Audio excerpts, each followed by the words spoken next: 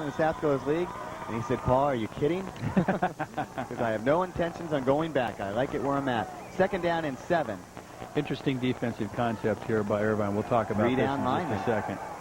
Quarterback with the pass, incomplete and out of bounds. Intended for number 19 for the San Clemente Tritons. Out there on the flat is Reagan West, linebacker and wide receiver. Now, an interesting note from Mark McElroy. He told me, he goes, Paul, we're going to go with a no-huddle offense, but we are not going to speed up the no-huddle offense because Irvine is loaded both on offense and defense. They have very few, if any, two-way players. So these guys are going to be fresh all night long. No reason on tiring out my offense early in this game. You know, very good point. We've run the no-huddle for a long time at Saddleback. There are times when you want to do it, times when you don't want to do it. Over the middle, completed to number 15, Greg Lang. This is their leading receiver. Greg's having a great year catching the ball. But one thing about the no-huddle, like Mark said, if you run right up and call a play, you could run a play every 15 seconds. That's good and bad because it means you're either going to score or turn the ball back over quickly. And if you've got guys going both ways, that's probably not a smart move. So you see him right now. He's taking the full 25 seconds to get these plays in. Chris Hayward, the quarterback of the San Clemente Tritons, he drops back. Davis over the middle. You kind of saw him floating out there. He gets down to the 25-yard line. Not enough for a first down, though. Ryan Morehouse with a nice tackle. Paul, what we're seeing here is a 3-man defensive front by Irvine. And then if you look across the back, that's an 8-man secondary you're seeing back there. Now, they'll blitz out of it for sure. But what they're choosing to do right now is defend the pass instead of attack the quarterback. Buffum on the near side. Matt Hall wide to the left. Man in motion. Lang goes in motion back the other way. Nice little screen set up by the Tritons. Lang gets the football, and Billy gets the first down inside the 20-yard line. So far, I count 3 different receivers that have touched the football, and I think Hayward's going to pass it around tonight. One of the things about an offense like this, Paul, and that's very true, it is most effective when all 5 eligible guys touch the ball. If you've got one guy you throw to all the time, it's not quite as tough to defend, but they do a great job of spreading the ball around. Here comes Lang in motion again. Lang this time stays on the side. They give it off to Davis. Davis cuts across. He tries to get down to the 15-yard line. He's hit initially by Alan Sansorino, number 4. He came in. Late call by myself. And it is just underway here in the first quarter of play. We're at Irvine High School. Taking a look at one of the better backs in Orange County, Ryan Davis, number 20. Now, see, the linemen get to just stand there. It's kind of a good deal for them. And then they listen for the call, and then they execute the play. And the defense kind of has to stay static, too. Nobody gets in a huddle in this deal. Boy, Davis was left wide open, Bill, and he gets inside the 10. So pretty close to a first down. Depending on where they're marked this thing, it will bring up either a 3rd down and short or a 1st down and 10. Irvine now is bringing in a 4th defensive lineman. I think this is what you'll see all night, Paul. Alternate between a 3- and a 4-man defensive front. And so now this 4-man front designed to put a little more pressure, and they're going to sneak it here. And boy, the sneak gets all the way down to the 5-yard line. Well, Dave Rice, number 33 for the Irvine Vaqueros, came into this game. And if you're wondering why we are 1 week behind, we had to do a couple double headers.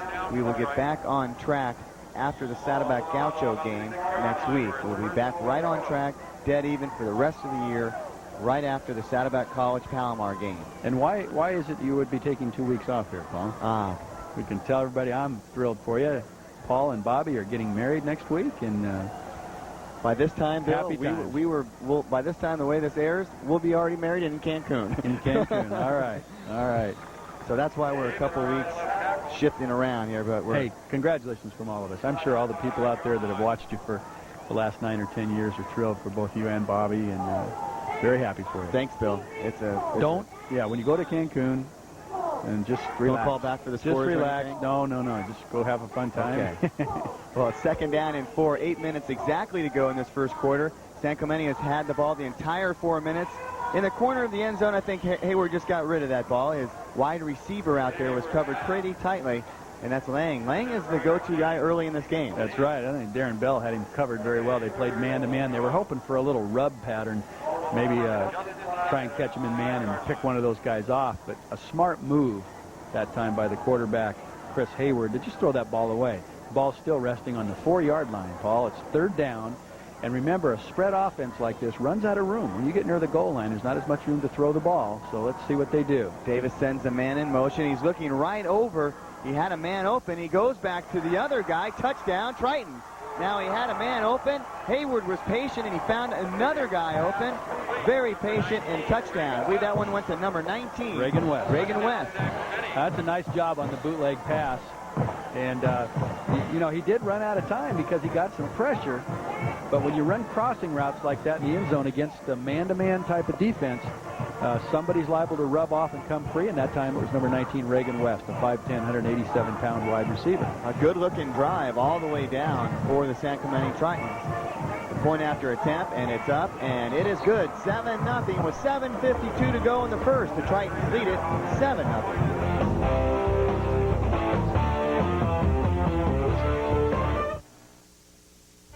You know, this is the best Japanese food I've ever had. For great Japanese food, come to Jin's in Laguna Hills. That's right. For the finest in Japanese food, visit Jin Japanese Restaurant, Teflon and Sushi in Laguna Hills, featuring a wide variety of authentic Japanese food, from healthy meal in a box to shrimp and crab croquette. The Teflon tables are always... Welcome back to the game of the week. The kick goes all the way into the end zone and brought out by number 37 for the Irvine Vaqueros. And is that 37? 27, Al Williams. There we go. Yep, Al Williams with the ball. And a pretty good return. And I'll tell you what, Zachary Miderov kicked that ball from the 35 all the way to the goal line. 1 foot line. And here we go, 1 yard line, pardon me. Vaqueros starting offense. Their quarterback is none other than Jared Flint. Williams in the backfield, and Savannah also. And the big boys up front, and I tell you what, Jared Flint can look over these guys no problem. That's right. And Paul when he Strama, does, a couple-year starter. He'll find the wide receivers, Brucker, Kang, and Paulson. Tell you, guy, we just have to keep our eyes on tonight. Last year when we did the Irvine Newport Harbor game, the guy was unbelievable. But Jake Savona is as good an athlete as there is in this in the county right now. He is just tremendous. Number 20, keep your eye on him. He's flanked out to the right now as they break this huddle. And you notice Irvine. 2 tight ends. Ah, this is interesting. Jared Flint at the quarterback count. He'll hand it off to start off the game on offense for the Vaqueros. And look at this. Williams is off to the races across the 50. Now Williams can go all the way. It's a foot race. We'll get it. Touchdown Vaqueros. 78 yards. Tell you what, we're sitting up here next to Rick Curtis and talking to Tom Ritchie down on the phones. He said, I knew I liked that play. Well, I think Al Williams likes it too, a 6'2", 175-pound junior. And just a little zone play to the right-hand side. He turns it into a magnificent touchdown run. Great, watch this. Little G block, the guard pulls. They get a nice block at the point of attack. Once he gets here and breaks that tackle, he's gone. Nice hustle following him down by Matt Hall. But number 27, Al Williams, pulls away. The extra point attempt now by Seven Session. And remember, 7 last year. It's up. It's good. Bill, remember that name. A good one. Yep. 7-7. We'll be back.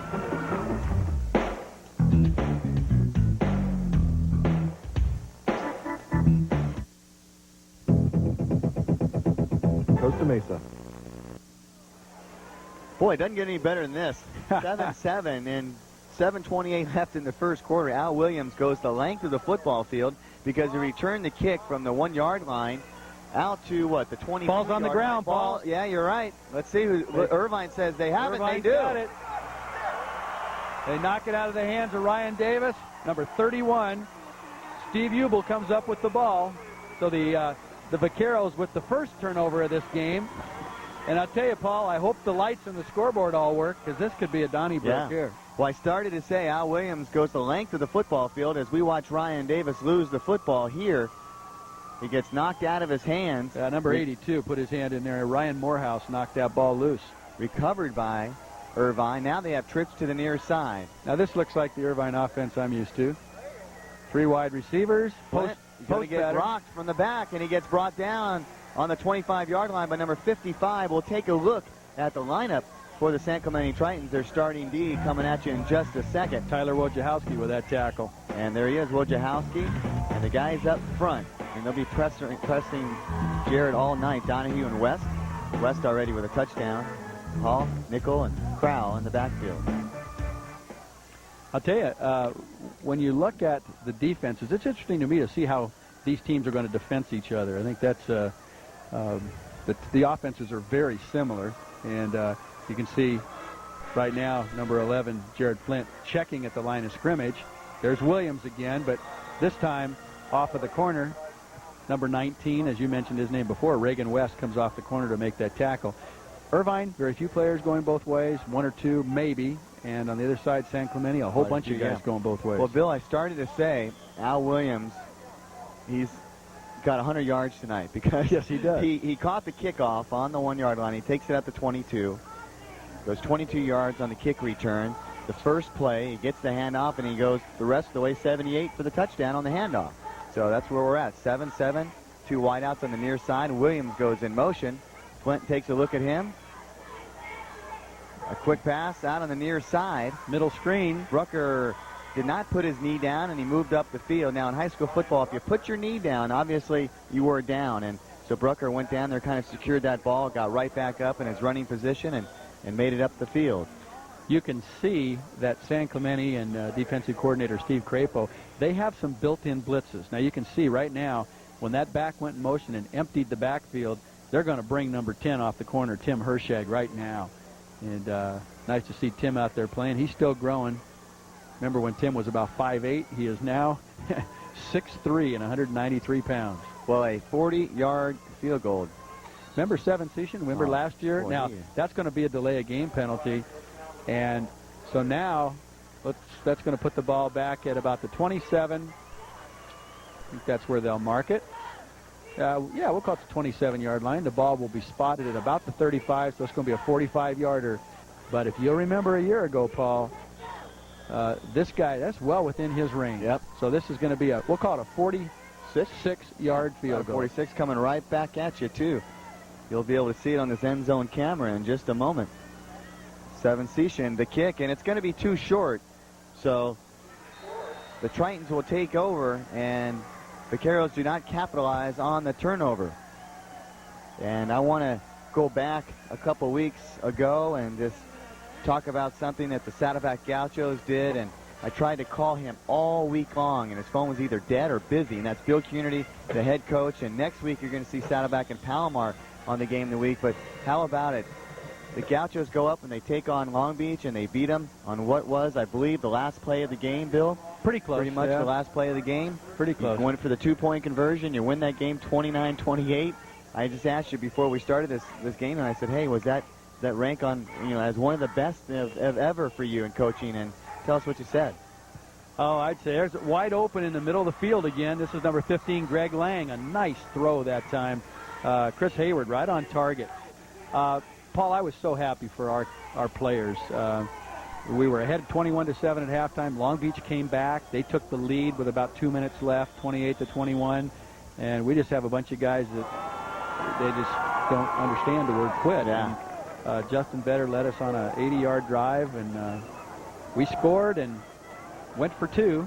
In college football now you can kick the extra point, tie the game, and go to overtime. Yeah. But we had the momentum at that moment. Our guys, I'm sure if you took a vote, it'd be 68-0 from our players to go for two. And we did. Gabe Payne made a magnificent effort to get in the end zone. And, it was a memorable night. Really congratulations. Exciting year for the Saddleback Gauchos. I encourage you to get a hold of their schedule and go out and see and support the Gauchos. Next week we'll be out there in the Gopher Holes and calling the game. There you go. Ryan Davis. Ryan one tackle away from busting this one, and he gets cracked at the same time out to the 41-yard line. Let's go down to Bobby on the sidelines as it's 7-7. We're all tied up. Thanks, Paul. One thing I wanted to point out is the two crowds here on both sides of the stadium tonight. I had a chance to speak with both coaches prior to tonight's game, and one thing Mark McElroy told me is that, he said it doesn't feel like it's really a road game because we bring so many people with us to the games that we go to that it feels like we're at home. And on the other side, Coach Hennigan told me that, the stadium is so small here that our crowd really fills up the stadium, so it's real nice to play. It feels like it's a really big crowd, and the stadium's full, so it really gets the kids pumped up. So as I was walking along on the sidelines, I really could hear the crowd, the band, everybody. It's a real fun atmosphere down here. Back to you guys. Well, I kind of second that because you can kind of feel it as I was walking up the stands coming to the press box. I could feel the enthusiasm in the crowd and the atmosphere, the players. Everybody was a little tense before this thing started. Hayward, what a great pass. Lang catches it, does a spin move up to the 17-yard line, but what a sharp pass by that quarterback from San Clemente. Well, Hayward threw the ball well. 15, Lang caught the ball well, but the offensive line is doing a tremendous job of protecting the quarterback right now. Watch this. You can see that Irvine with the three-man rush, excuse me. Great pass protection. See number 75 at the top of the screen there, Jeff Tappenden. And watch this little move right here. And it is first down and 10 with 3:32 to go in the first quarter. Davis looking for a hole. He gets nailed early by number 36 for the Irvine Vaqueros. Actually, SCHS, is that right? Well, we got a new running back in. That's number 21, David Maga. Ryan Davis went out momentarily. Right, pardon me. Kind of got dinged a little bit. And here he comes back in the game. Number 21, David Maga, is the younger brother of one of my favorite all-time gauchos. He's one of our defensive linemen, Brian Maga. And David replaced Ryan. Tackle that time by Ali Seacat. And Bill, this brings up a second down and 11. Loss of 1 on the play. Hayward sends a man in motion. He's sitting out there. Ball is passed and completed. Bouncing off tacklers is number 7, Matt Hall. He's 5'11", 165 pounds. Senior at San Clemente High School. You know, that's a nice little kind of a motion screen where they'll bring that guy down and then just set him there. You can't see it at the top of the screen right now. All the quarterback's doing is reading the secondaries, trying to find out which of those two guys he's going to go to. You see that the blocker, if he doesn't get the ball, that's the top receiver, number 15, Greg Lang. Then he becomes a blocker for, in this case, Matt Hall. Okay, the ball resting now on about the, we'll call it the 6-yard line. And that's going to be a first and goal, Paul. Joe Marks knows me like a book. He's up here running our main camera operator. Joe and I and you, we've all three been together for about 5 years. And Joe doing a good job. Bill Fennell, our director tonight of the Game of the Week. It's fun to be here at Irvine High School. Sea of green and blue on the near side with Irvine, but right now San Clemente threatening. Oh, check out this cutback, and Lang's going to get in. There's going to be a penalty on this play.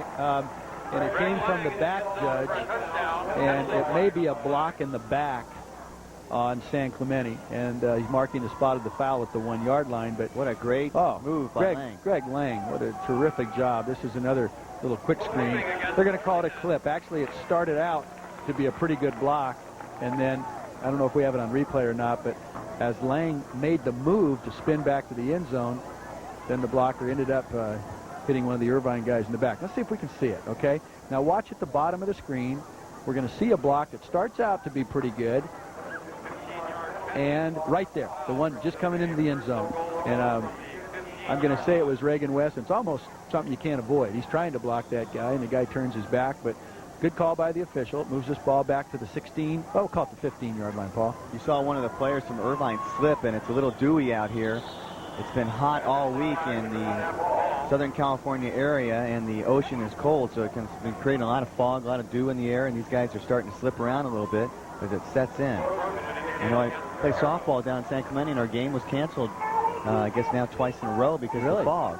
Couldn't see the outfield. We were winning by that time, too. I'll tell you, we had one of those last year, if you'll remember. Yep. Our game against Rancho Santiago. People wanted to see the film of it, and I said, well, looks like a polar bear in a snowstorm.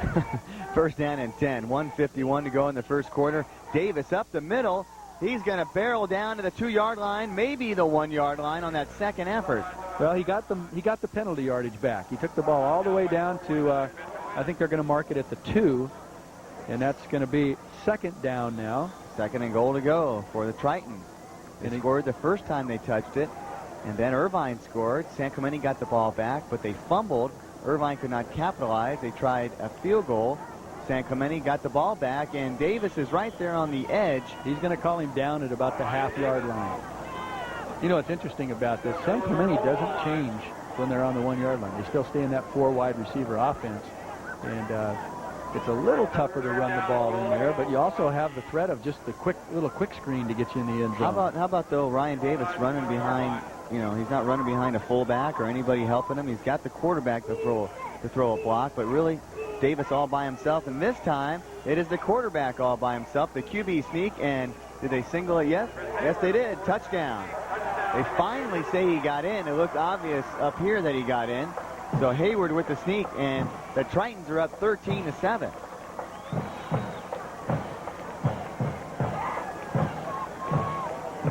A 1-yard sneak by the QB. Zachary Meiderhoff now coming in to kick the extra point out of the hold of Richard Buffum.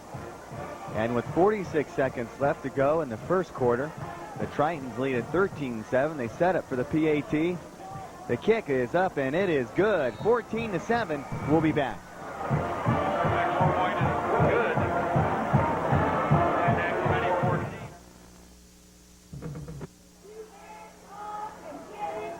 Welcome back to the game of the week. 39 seconds left in the first quarter. San Clemente kicked it off after the touchdown, and they get it out. The Irvine Vaqueros do to about the 21-yard line. Trips to the near side. 14-7 Tritons. Jared Flint, the 6'5" quarterback. I was wondering how quickly they'd get the ball to Jake Savona, and they do it on the very first play. I'd like to make a mention of something here, Paul. There's a young Irvine cheerleader, Tara Osbrink, who is the daughter of Ronnie and Linda Osbrink. And her granddad and a dear friend of our families and been like a second dad to me, Dr. Ray Osbrink, had open heart surgery this last week, and happy to say that he's doing well, resting comfortably. So, Doc, best of luck to you. Get well soon, and we're all pulling for you. And to his lovely wife, Gloria, take care of him, but don't let him complain too much. Williams out to the 35-yard line. And if you get Williams going, Bill, and you get Savona going, you've got a pretty good thing going. Well, they do. They gave Mater Dei all they could handle. And at the end of the first quarter now, Paul, 14-7. We'll talk about that when we come back. Sounds good. 2 losses to Irvine, only 1 loss to San Clemente. 14-7, you see it up on the board. We'll be back right after this.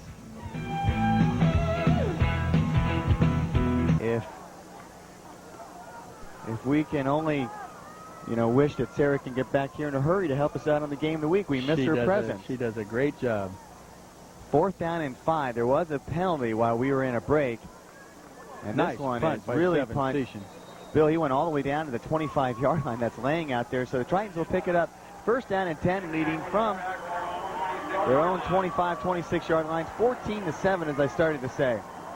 And our next game of the week, again, we are 1 week behind. We apologize for that. Saddleback College in Palomar. It's not Palomar. If it's Palomar University, I'm canceling the game. Oh, that's right. The Palomar Junior College. You know why we have it on there? I like it. That's great.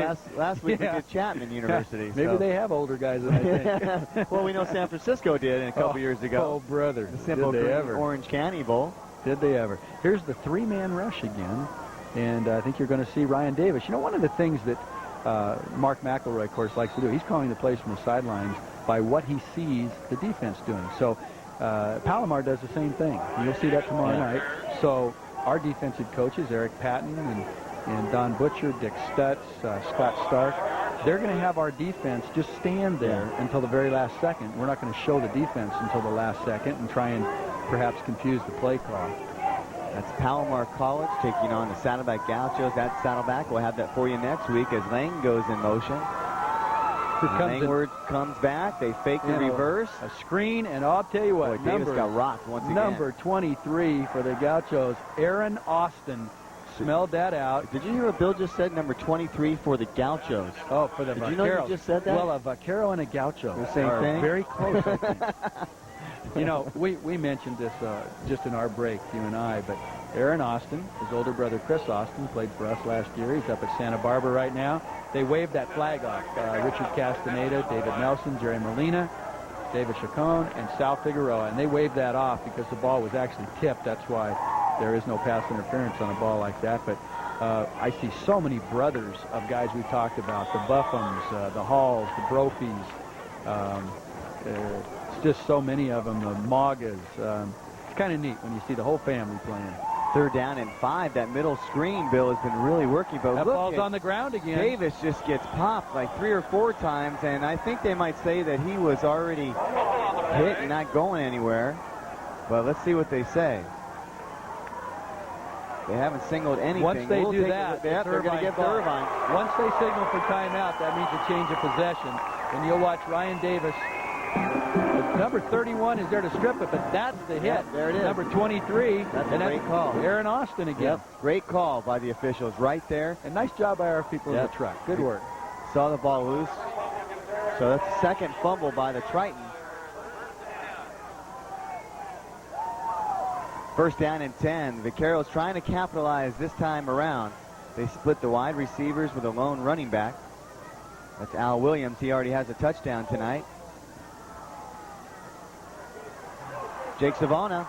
Jake gets knocked out of bounds, but boy, he gets up the field in a hurry. I tell you what, you've got to get the ball in his hands about 30 times a game if there's a way to do it. Now, obviously, when he's outside, maybe you can't do that, but you bring him back and give him a reverse or throw the middle screen to him. He's just a tremendous athlete.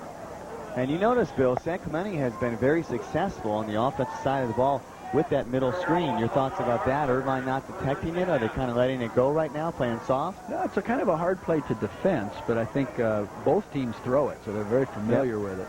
Just the timing of it, when you call it, the little variations you make in that play. Savona with the football. He stays on his feet. Boy, what a great run for a 1st down. I said a second ago, if you could get him the ball 30 times a game, he'd been on the flank all night. Now he's back in the backfield. So nice coaching by the Vaqueros. And a member of Vaquero is a cousin of a Gaucho. That's right. Correct, yes. Well, as we take a look at the replay, you see Savona moving up the field. And doing so, after this play, we'll check in with Bobby, who is on the sideline. Irvine on the move, trying to tie this thing up. It's 14-7 with 10-12 left in the second quarter. There's going to be a lot more scoring in this one. You kind of feel it. Jared Flint hands off to Savona. He gets fouled down to the 5-yard line. With that, we check in once again with Bobby.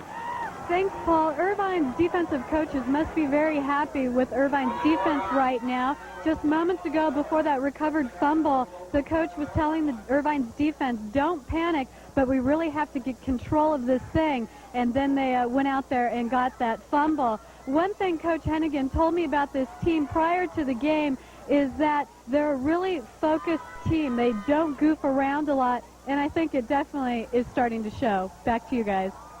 Very composed. Their coach is very composed. Savona trying to get upfield. He gets down to the 1. He was stopped in the backfield. Billy spun out of the tackle, and he gets close. He did. Almost, Andy Brophy almost had him back there for a loss, but that's Savona. Got great moves. They're running a little, kind of an unbalanced line. 2 guys on the left side of the center, then a guard tackle tight end and a wing on the right-hand side. You can see Brophy almost has him in the backfield, but again, Savona very tricky. Now, no backs behind the quarterback here. Let's see what they do. 3rd down, 1 to go for a touchdown. Jared Flint, he's going to try to sneak it in. He stopped initially, and then he goes off his left guard. They single touchdown. Vaqueros get in. Jared Flint with a 1-yard run up the left side of his offensive line. Boy, this is a good one. We thought we had a good one last week. This one also shaping up to be one of the better games of the week of the year.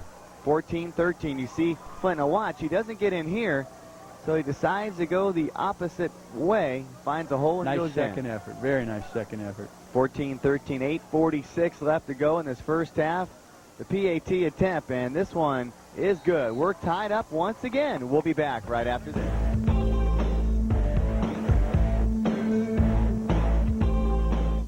Welcome to the game of the week. 14-14. We are in the second quarter. 8:13 to go and counting in this first half. A good one underway. From time to time, you see a great end zone shot. I'll tell you more about how we get that shot as we continue here. Ball is caught on the near side of the football field, and it's completed by number 7. Out there again is Matt Hall. But this end zone camera is really special to our game of the week, and you'll see this end zone camera, and Bill likes this a lot. There is the aero lift And they sponsor, up on top of that scissor lift, is a end zone camera. And Aero Lift, if you guys need any type of lifts, give these guys a call. We really encourage you to do that. 1-800-266-LIFT. If you think you need one of these in the future, write it down. 1-800-266-LIFT. Really appreciate they donate that lift every single game so we can get, can we show this end zone shot? So we can get this.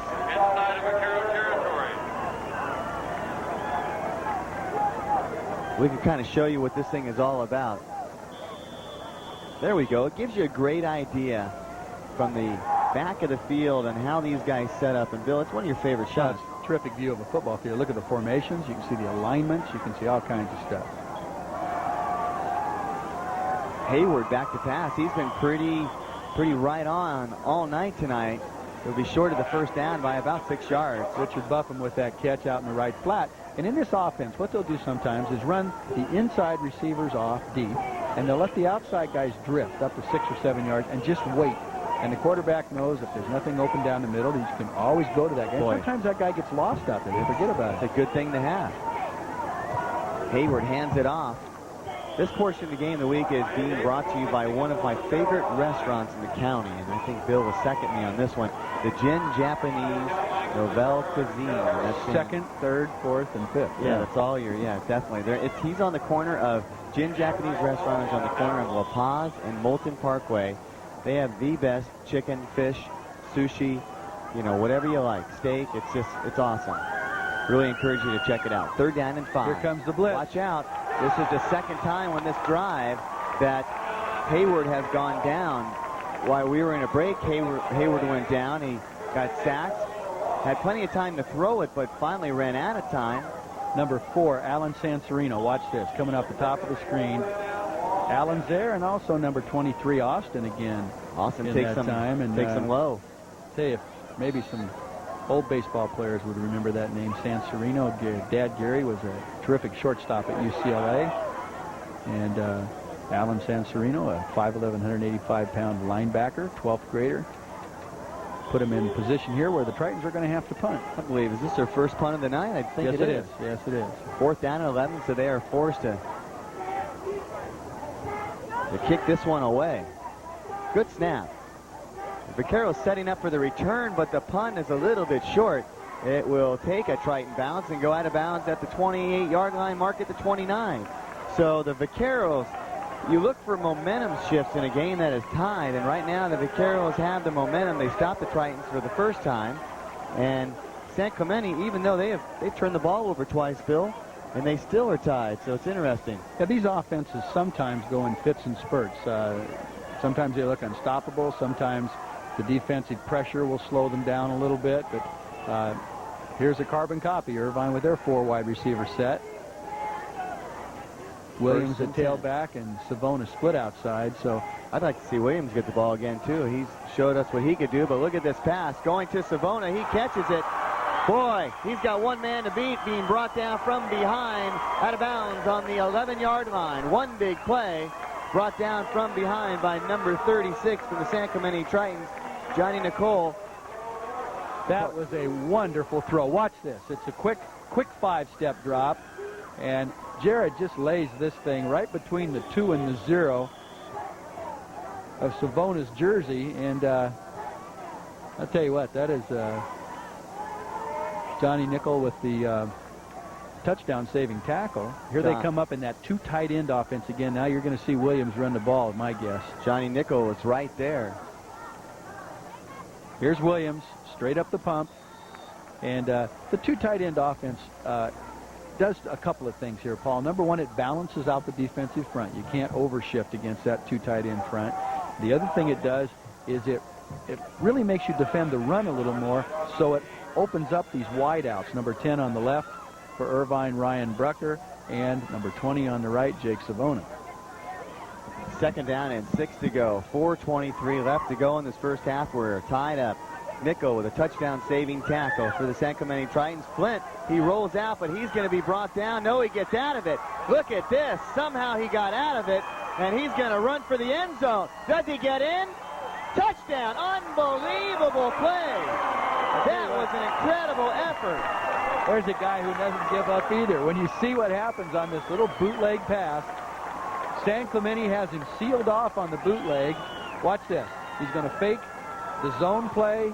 Here he comes on the boot. San Clemente has two players right in front of him. He spins out of that just almost certain sack, and as he comes off to the left, he gets a great block by Williams. Woo, brother, that's a great block. Now watch this effort by Jared when he gets to the goal line. He's up in the air. A 10-yard loss into a touchdown. 21-14, the Vaqueros take their first lead of the game. This one is not over yet. We'll be back. Lots more right after this.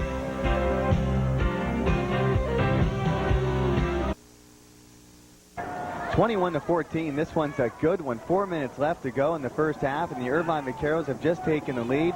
Jared Flint turned a 10-yard loss into a touchdown, but this we go back just moments ago to this play with Ryan Davis once again running the football, Bill.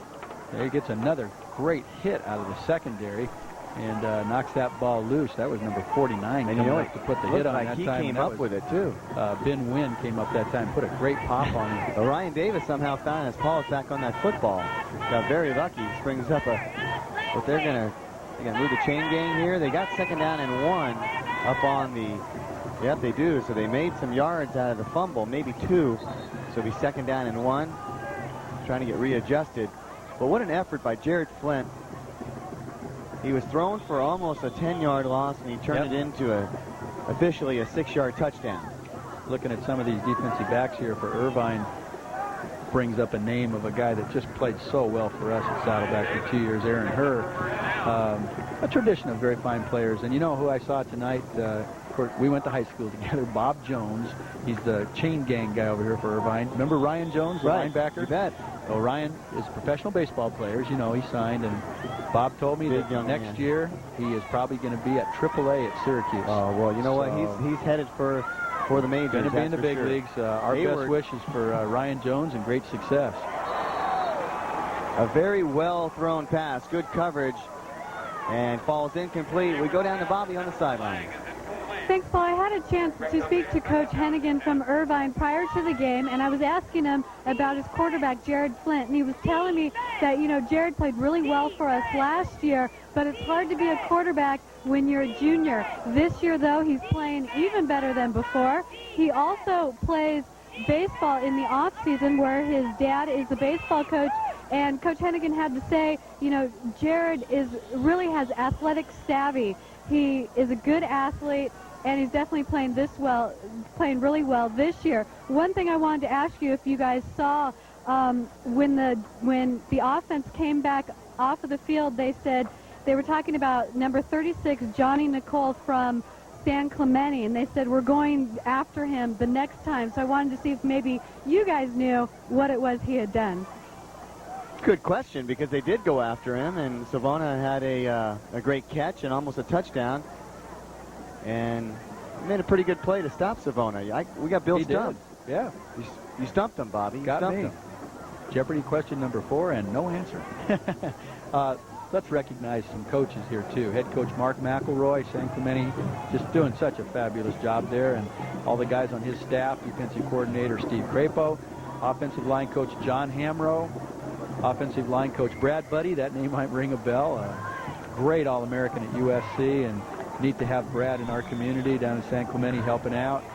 Bob Burgess with the defensive line, Tony Pastizo with the linebackers, Bill Everhart, Dan Johnson, and Carlos DiCarlo helping out, and Danny Souza, the trainer over there.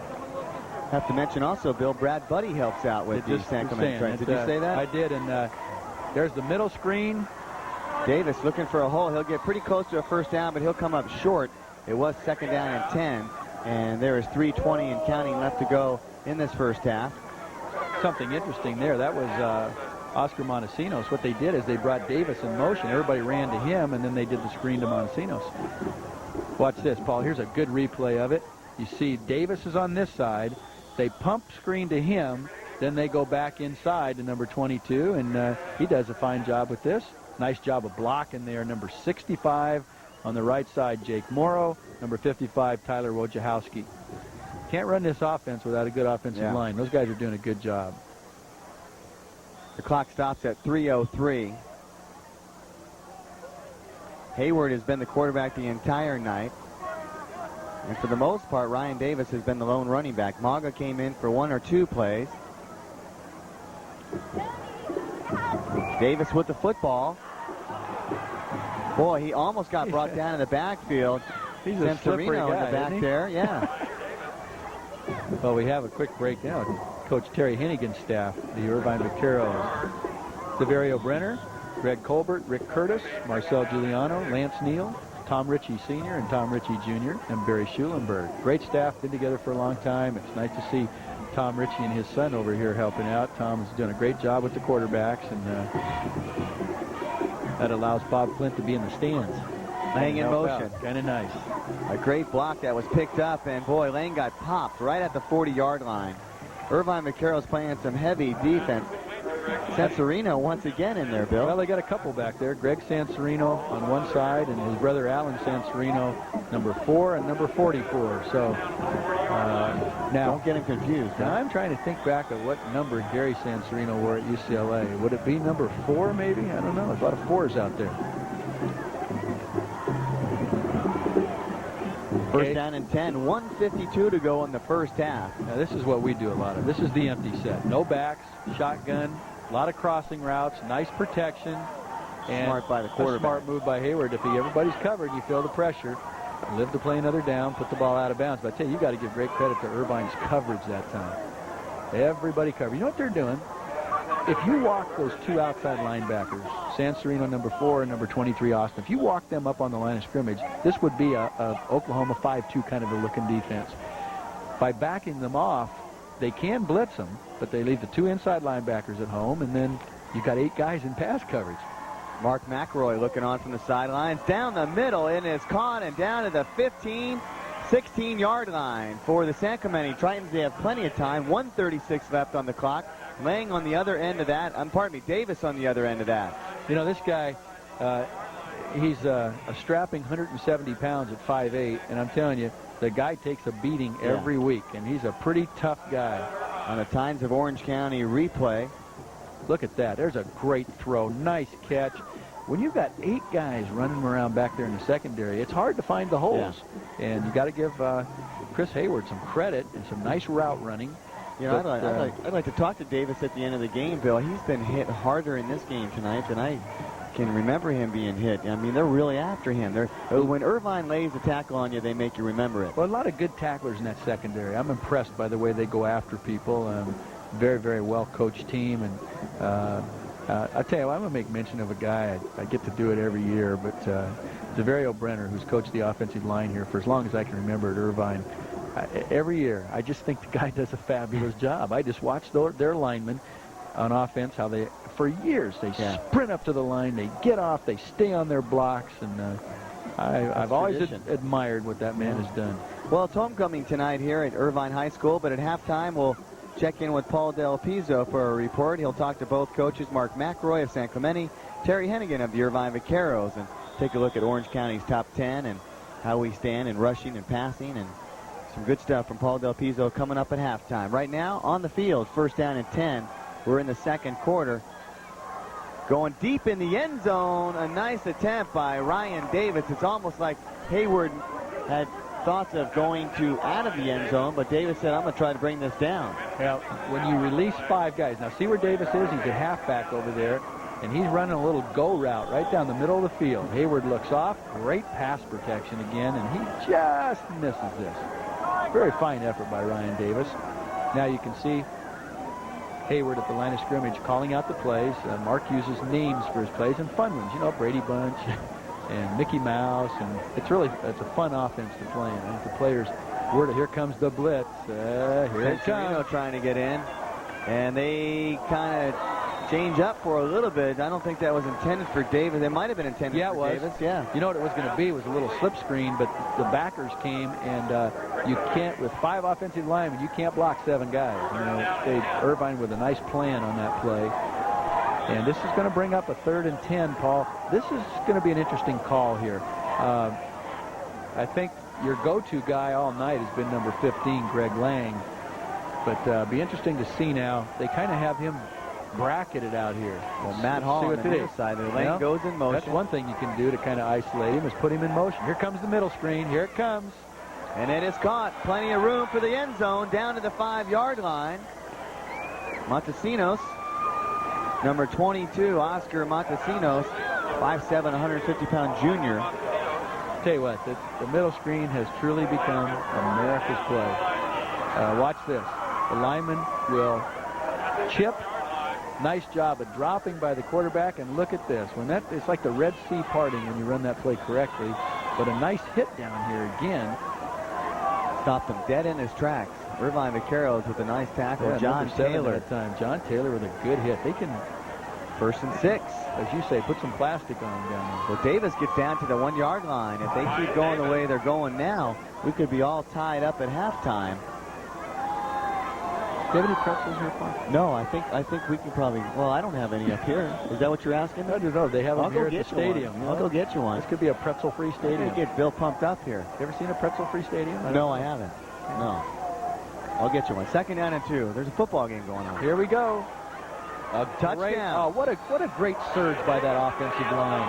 I tell you, a couple guys jumping up and down there. Chris Bean, 6'2", 230-pound tackle, kind of led that charge, and Wojciechowski inside again, and number 65, Jake Morrow. Got to give credit to all those guys, because they sometimes live in anonymity, which is just outside of Gardena. Well, Bill, that was a very important touchdown. When you look at it across the board, so much better to go in tied as opposed to going in a 21-21 if you're San Clemente. Now, the Irvine Vaqueros, they have 34 seconds left up on the clock for the end of this first half, and we'll stay right here with you. This ball goes right through the uprights, and we are tied at 21-21. But San Clemente has to kick the ball off. Bill, do you suppose they might do a squib kick because you want to keep it out of the way of Mr. Williams? You know, that's a very good thought, Paul. See, you're going to have to get out of this chair and start coaching. That's pretty good. With 34 seconds left, there are two thoughts that go through your mind. Number one, if you get any kind of a run back, you got to look at Jared Flint's arm strength. I mean, he can throw the ball 50 yards. And then the other guy is Seven Session, who can kick the ball a long way. So, maybe you try the pooch kick down in the corner, kick it on the ground, something that would maybe preclude the offense from setting up a return that they practiced all the time. You know, what a name for a field goal kicker, Seven Session, you know. That fits him perfectly. Yeah. That fits what he's doing perfectly. That'd be a lot better than if your name was Wide Right. Wide Right.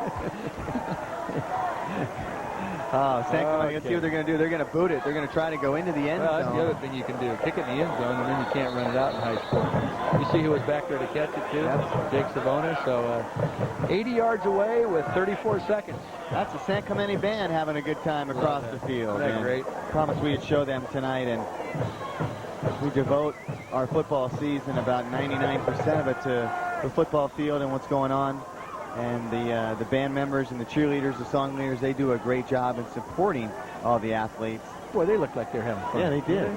They look like a Stanford band. They play great music, and they're having a good time. 34 seconds to go in the first half. We're tied up at 21. Boy, this one's close. And that's an understatement.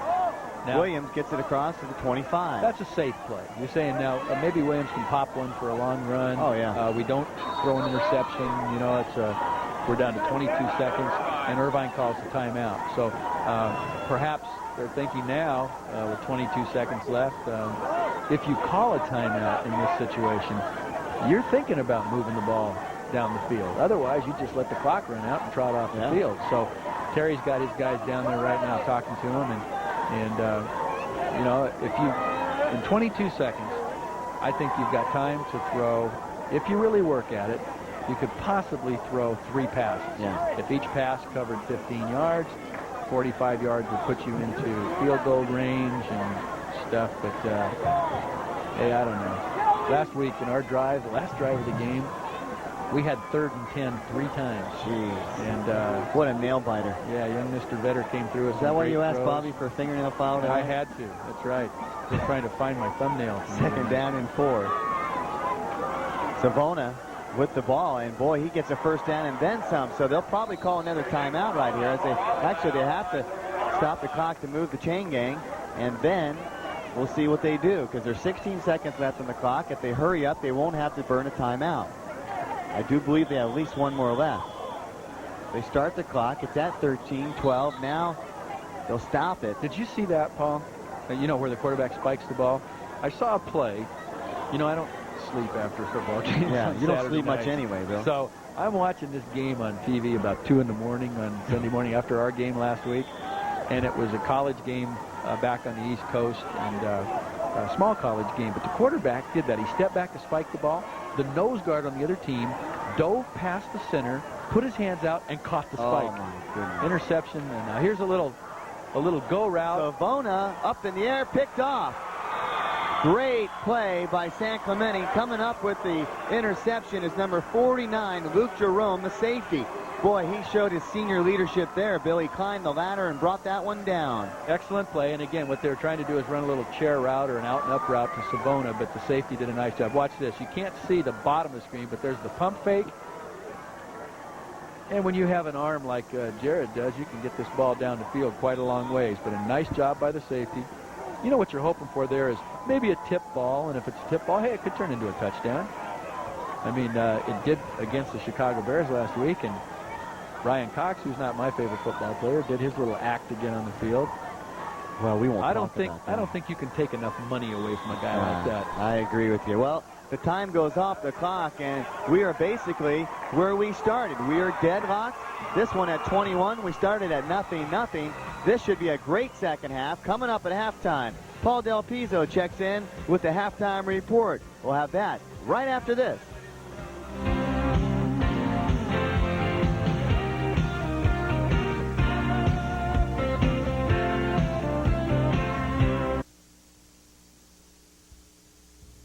Hey, thanks a lot, Paul, and welcome everybody to the Halftime Show. I'm Paul Del Pizzo, and tonight, as the Tritons take on the Vaqueros, we catch up with head coach Mark McElroy and Terry Hennigan. But first, to the stat board to find out who went up and who went down last week. You're not going to want to miss this. There were some upsets. Let's check it out right now.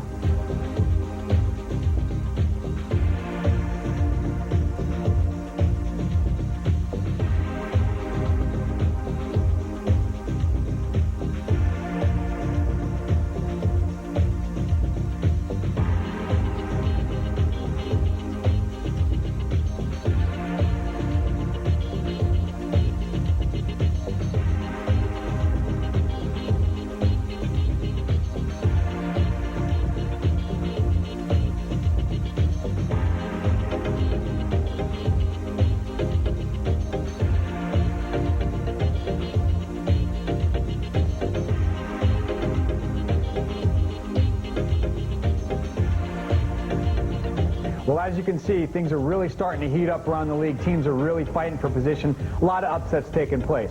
But right now, let's turn our attention to the conversation I had with Coach Mark McElroy and Terry Hennigan.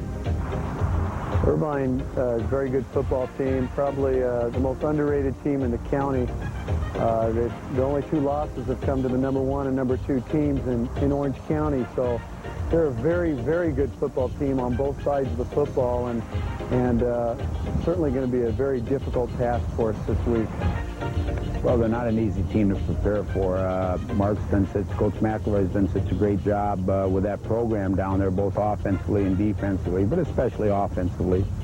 They're do some things that you don't see very often. They're going to put a lot of pressure on us, and we're just trying to continue to improve. We think we're a little better now than we were in week 1, and got one more week to get ready for CV League play, and hopefully that'll include a victory over San Clemente. Paul, our team's really improved in the last few weeks. Our defense is really solidified. We had difficulty, a lot of young kids playing against El Toro in our first game, and in the last 3 games, they've really come together and done an outstanding job, giving up 16 points in the past 3 games. And so we're real pleased with the defensive performance. Offensively, we seem to be clicking and doing very well, and have a lot of good players. But we still have a long way to go to be able to compete for the league championship in the South Coast League. I don't put much stock to ratings and rankings. I think I think the people that we played don't underestimate us, and I know our players don't. We're 2-2. We're probably ranked where we should be. I'm not even sure where we are, but we're definitely not a top 10 team in the county, not with a 2-2 record. So I doubt if we're, underestimated by the people that play. They probably got us picked right about where we should be. Probably the strength of San Clemente's football team is the unity that our team has, and the concern that we have for each player and the way we play as a team is probably our greatest strength. Our weakness is probably lack of experience, of which we're gaining each week as we progress through the season.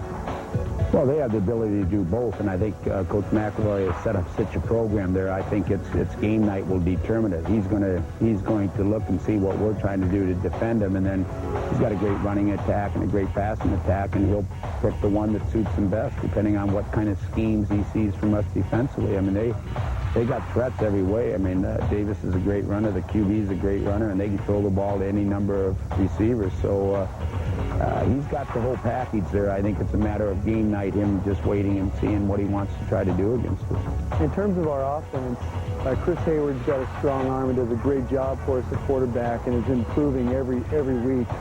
And Greg Lang catches the ball real well. And we have a number of other receivers in Matt Hall and Reagan West and Richard Buffum and Oscar Montesinos that have caught the ball. As well as our running back, Ryan Davis, who's done a great job in receiving. But our offense is really, we look like we're a passing team, but we're really very balanced. We throw probably about 55% of the time and run, of course, 45% of the time. And with a good back there like Ryan Davis, it does put some pressure on defenses. We try to be 50-50. Our pass attack is not nearly as sophisticated as Coach McElroy's, what he's put in there, but we like to run the ball and try to get you to defend the run, and if we can do that, it opens up our pass attack. Our pass attack is not something we can come and just attack you without a running game. And so we'll probably we're always trying to be 50-50, and if we had a preference, we'd like to run the ball. Well, we're returning the most offensive players we've ever returned. That's 4. And so we've had a lot of growing up to do offensively, and the same with the defense. We only returned 2 defensive starters from last year's great team. So it's definitely been an inexperienced team, but like I said before, we're really starting to come together. Well, the strongest asset, I think, has been the work habits of these young men. Again, I've coached teams that week 4 weren't much better than week 1, and this team has improved. How good they are, I don't know. I mean, we're going to have to wait and see when we get in CV League play. But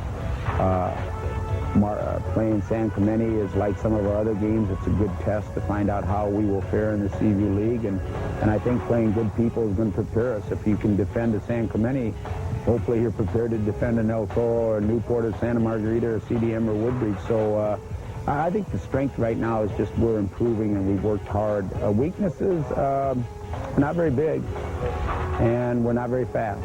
And, well, that's 2 right there. That's enough, I guess. But I guess that would be a size probably this year. It's one of the smaller Irvine teams we've had. If you could describe our team with one word, relentless is probably it, because we will never give up. Well, if I could sum up my team in one word, I would say potential, which is a very scary word, but I think potentially we can be very competitive in the CV League if we continue to improve. Well, I'll tell you, both these coaches doing such a great job with their teams this year. Mark McElroy just really establishing San Clemente as a powerhouse team in the South Coast League, a team to be reckoned with. Terry Hennigan always doing a great job with the Irvine Vaqueros every year. We're going to step aside right now, but when we come back, we're going to have the second half of the Tritons and the Vaqueros. For the Game of the Week, I'm Paul Del Pizzo.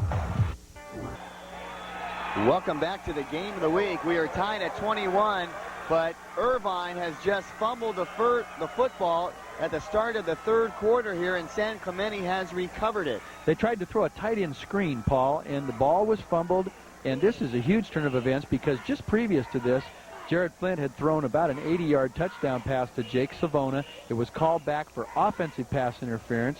The ball was back to, that's a loss of down penalty too, so the ball was back to about the 16-yard line.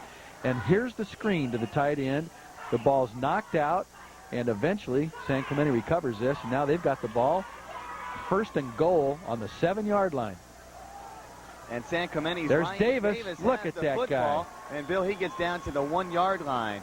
And we'll take a look at the starting lineups of these two teams as we get underway here in this second half. It's a good one, tied up at 21 apiece, just underway in the second half. Ryan Davis, the running back.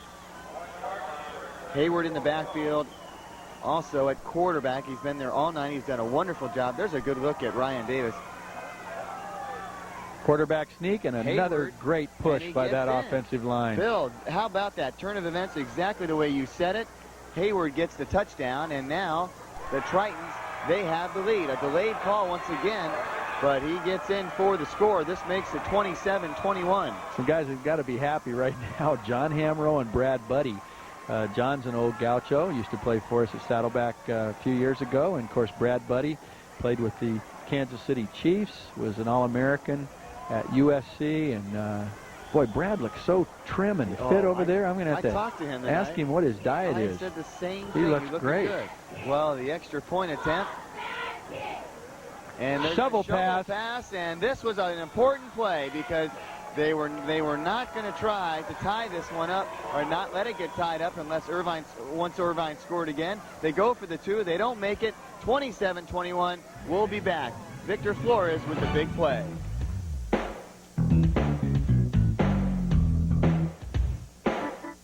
For superior Lexus service. Now at 10:51 to go in the third quarter. Now Irvine got the ball first, and they threw what looked like a touchdown, but it was offensive interference. They bring it back. Irvine runs a couple plays, and then they run yet one more play. The ball is fumbled and recovered by San Clemente. A short drive for them. Hayward goes in with the quarterback sneak, and Savona here, boy, he's gonna go. Watch out, down to the 20. He's got him beat. Touchdown. You know, when you move this guy around, Paul, you put him outside, you throw the ball to him. Just early in the game, we talked about this. Could he touch the ball 30 times in a game? Maybe hand it to him 15 and throw it to him 15. He's going to make something happen. Some nice blocking at the point of attack. I especially saw a great block by number 77, Ryan Dickey, a 6'3", 275-pound senior. And a nice block by the tight end, number 81 on that play, Creed Paulson. And then Savona off to the races. Now, let's look back at the two-point conversion that San Clemente went for. And so now we've got, if they make this, we have those odd numbers going on. And I say, if scoring's not over, this is going to go on for a while. Well, the kick is up. It's good. Irvine leads at 28-27. We'll be back. 888-1000. Well, we thought we had a good one last week, but this one, boy, is just as good. Actually, 2 weeks ago with Elisa Niguel and El Toro, this one is just as good. 28-27. The ball, it was not caught, had hit the dirt. Now, let's bring you up to speed real quick. Before Bobby checks in with her report from the sidelines, I want to bring you up to speed really quick. Irvine kicked off, Bill, but they wanted to do a squib kick, but it didn't get past the line. Savon Sishin, the kicker, was trying to kick the ball down on the ground and actually kicked it, and somebody in the front line for San Clemente grabbed it and they got great field position. There's a quarterback sneak by number 11, Chris Hayward. But I'll tell you what, these two kickers, Savon Sishin for Irvine and Zachary Meiderhoff for San Clemente. Meiderhoff has kicked it into the end zone 4 times. Yeah. What a weapon. That's put your defense in good shape when you can start on the 20 all the time. First down and 10. We'll check in with Bobby right after this. Short blackout here at Irvine High School. Here's the kick right here. 27. Here's the kick, and you see that wham right there in the front row. Don't know if we can get the number on it. It looked like number 9 down there, Quinn Donahue, but I'm not sure. Well, we go back to live action on the field, and let's check in with Bobby as she's waiting patiently on the sideline. Thanks, Paul. I had a chance to talk to Mark McElroy from San Clemente just after the halftime, and I asked him what he was telling his players in the locker room, and he said, you know, what we've been practicing all week long, or what I've been telling them all week long, is to have no fear, expect victory. And he said, what I said during the halftime was basically, it's time to expect victory. He says the team has been playing just as he thought they would. Both coaches knew that this was going to be an offensive battle coming into this game, and Coach McElroy had to say that this game reminds him of when he was coaching in the WAC, and he didn't have an opportunity to explain that further to me, so I thought maybe you, Paul, and Bill could explain it a little better. Yeah, I'll tell you what he was talking about. He's just a wacky coach. No. Mark did his doctorate at BYU, and he coached there with Lavelle Edwards and all those guys at BYU. And if you know anything about the Western Athletic Conference, defense sometimes is an afterthought. I mean, a lot of 55 to 45 games and things like that. So I think Mark knew coming in tonight that, with the two talented offenses, two fine quarterbacks, a lot of great receivers, this is not poor defense. This is really excellent offense. Yeah. So that's what he was talking about, the good old Western Athletic Conference. 9:32 to go in the third quarter, 28-27 at the Vaqueros. Irvine has the 1-point lead because San Clemente tried a 2-point conversion and failed. Something out of Saddleback's book. And here, the little shovel pass. Ryan, and there is a penalty marker on the play. We have seen a few more penalties than expected in the 5th week of the season. We'll take a look at the starting lineup. Starting off with the offense of the San Clemente Tritons. Hayward and Davis in the backfield. Richardson, Morrow, and the rest of the boys up front, plus the wide receivers who have done a good job. And Bill, whenever we show the lineups, it's really important to talk about every single person in the sense of not only as a person, pardon me, Bill, but also as a group, because we group them together. We group the backfield together, the offensive line, the wide receivers. They practice as a group. They practice individually as little units. And I think they come together as 11 guys on the football field every Friday night. I think it's why it's one of the really unique games that you can have 11 players out there, regardless of which side of the ball you're talking about. And for you to be successful, say on offense, all 11 have to be successful. Yeah. One guy fails, the play normally fails. And defensively, same way. You can have 10 guys in the right place, one guy's out of position, and it's a touchdown. So it is the truest of the team concepts. Is that the same way with coaches? I mean, you got to have all your coaches on the same page. You can't have one outcast. Absolutely. I think you've got to have, guys that get along. They're all trying to do the same thing with the players. Here comes the blitz. Here it comes. They back off. They back out of it. Good job of bluffing. Now down the middle. He's got a lot of room to run if he wanted to run it, but a man was left wide open out on the flat. That is number 3 for the San Clemente Tritons. And as Bill said, Richard Buffum out there left all alone. He also can line up as a quarterback. That play, we talked about this a little earlier, that in this offense, if you're putting 5 guys out, sometimes you get that guy who just rolls up the field 5 or 6 or 7 yards and sits. He's going to let the other guys run the up-the-field routes, and the quarterback knows that if he has to dash or chase or something, that there's going to be a guy in that position, and a nice job by Buffum that time. Hayward, plenty of time. There it is again. It's the same play. It's kind of interesting looking at San Clemente's lineup. Bill Cunity talks about the amount of Tritons going both ways as we take a look at the Vaquero starting lineup. But these guys up front being tested again here in the second half. And but Bill, looking at San Clemente's lineup as we take a look at the defensive backs, on paper, Mark has 5 quarterbacks listed. It's interesting to see that. They have about 5 guys going both ways right now. Here comes the full blitz in the corner, and he throws this one kind of halfway to Harvard Park. Not a bad idea. One-on-one coverage back there on Lang, but Irvine that time brought the kitchen sink. They brought everybody, so Chris Hayward had to get rid of the ball. And we mentioned this before too. How many brothers, names we've seen before from the Irvine teams? We see Ray Kang, who had an older brother that played here before.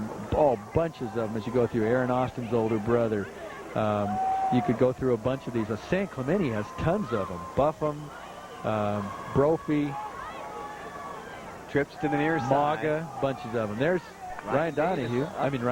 Ryan Davis up the middle to the 5-yard line. So, Bill, we talked about it in the first quarter. Scoring, you said, are they going to have enough lights on the scoreboard for this one? If Ryan Davis were to play for me, could we give our guys nicknames and everything? You mean when he plays for you next year? I sure hope so. He's a terrific young guy. His nickname will be Brunswick because he goes through there like a bowling ball. Boy, I'll tell you what, the guy bounces off everything. Portion of the game of the week is being brought to you by Aerolift, Scissor Lift Specialist, 1-800-266-LIFT. And want to make sure that you tuck his phone number away or give them a call and find out what they have in way of lifts, prices, and where they can drop it off. They're very good people at Aerolift, and we thank them for all their effort, and we hope they continue to work with us throughout the course of the football season. I know Joe Marks worked really hard on getting that Aerolift for us, that end zone camera, in which we have in the back of the end zone, and really appreciate, that's how we can get this shot right here of Mark McElroy, and then the different shots we bring you here on the Game of the Week. It's 28-27, as we talked about. 8:24 to go in the third quarter. Plenty of time left in this game. That was a good picture of Mark. He's a good-looking man. The wacky coach from the WAC. He probably went surfing him most of the day today, you think? That's, well, not on game day. I don't we know. I don't know. He was tied up every minute of the day. We tried to get a hold of him. Hayward in the end zone. This one's going to be picked off. Intercepted. Number 6, Darren Bell. Boy, that's a big turn of events there. That's a ball that, in a situation like that, it's either a great defensive play or a touchdown, one of the two. In that case, number 6, Darren Bell, a 5'10", 165-pound senior, came up with a huge play, and the Vaqueros dodge a bullet. They dodge a big bullet. 28-27, 8:18 to go in this third quarter. Now watch this. Irvine's going to come out with no backs on their own 1-yard line. And I'm going to say they might try and sneak it out of there. Yeah, he's just going to try and get some breathing room. Ball moves out to, well, let's see if Jarrett fell forward. He's 6'5", so maybe he could get a yard or two out of that just falling forward. But a good push by his offensive line. Just something to get you out of the shadow of your own goalpost. Mark McElroy, the head coach of the San Clemente Tritons, and Coach Terry Hennigan, the head coach of the Irvine Vaqueros. And boy, Terry has been here a long time, and he has done a wonderful job with this program. We take a look at the interception on the goal line. Well, that's just a tremendous defensive play by Darren Bell. That's the play of the game. Yep, snuck inside Hall and got that ball. And someone got a good photo of him, too, at the end there. Now, let's watch and see here. They're going to throw out of their end zone. Here goes number 10 this time. Now, my goodness. That is a fabulous catch by Ryan Brucker. Ryan Brucker reminded me of Trevor Inslee. Well, same kind of fingertip catch we saw John Hefty make last week. But I'll tell you what, Jared Flint put that in the only place that number 10 Brucker could catch it. Look at this throw from 2 yards in his end zone. Watch this extension and fingertips and wrap. What a great play. You couldn't get any better coverage than that by the San Clemente Tritons. Johnny Nichols in a good position to cover that pass. First down and 10, so they get him out of the hole. Now what a big turnover. The pass interception on the 1. They come out of the hole with this play. Good tackle. You better tackle Savona. A good initial hit by number 50 for the San Clemente Tritons, and that is Montesinos. The guy that wrapped him up was number 19, Reagan West, and Reagan's played himself a great football game. He's going both ways. Number 55, Tyler Wojciechowski, going both ways. Number, let's see, we got number 7 out there, Matt Hall, doing double duty. So a lot of dirty jerseys for those Tritons, but they're having fun. Nothing better to do on a Friday night than this. Here comes quick pass outside to Brucker again, and he gets tackled just across the 50-yard line. Bill, I wanted to show something right here as Joe Marks, our camera operator, widens out and shows you something here at Irvine High School. What they do here, and this is the only school that's seen them do this, at the 50-yard line, they have cones going down from the 45 and to the other 45. There's a great shot of it. Can you tell me what that is all about? You see Bobby Stout you is bet. in there. And you know what? I'm going to copy it. What that does is it keeps everybody away from the substitutions that are going in and out of the game, and it keeps people away from the coaches that are calling the plays. And anybody on my team right now that's listening to me, you'll know what I'm talking about, because I probably say get back about 400 times a game. Everybody wants to be up near the action. But I think what Terry's done here is a fabulous idea. That's a clear area, and the substitutes can go in from there. The coaches know that they're not going to have their wires crossed and stuff while they're doing that. And, that's just a heck of an idea, and I think we'll probably copy it. There you go. I think I like it a lot. Thank Joe Marks for getting that shot. That gives you a little insight to what he is trying to do here with Terry Hennigan and his football team, and always coming up with good ideas. I tell you, if you look at the football field, I know a couple different schools play on this field, but behind us is the baseball field. Coach Hennigan does a wonderful job with the football field and the crew here, and Coach Flint does a great job with the baseball field, very meticulous.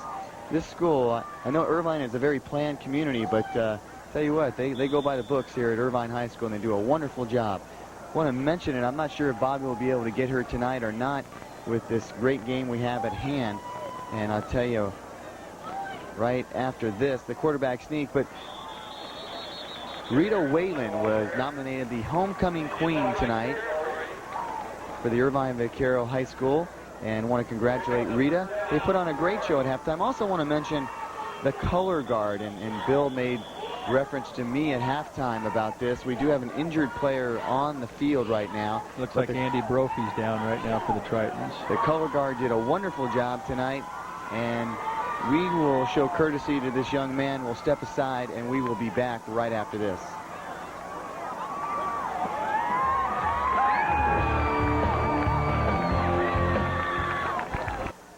Second down, 26 for the Vaqueros. A blitz is on, and they complete a pass.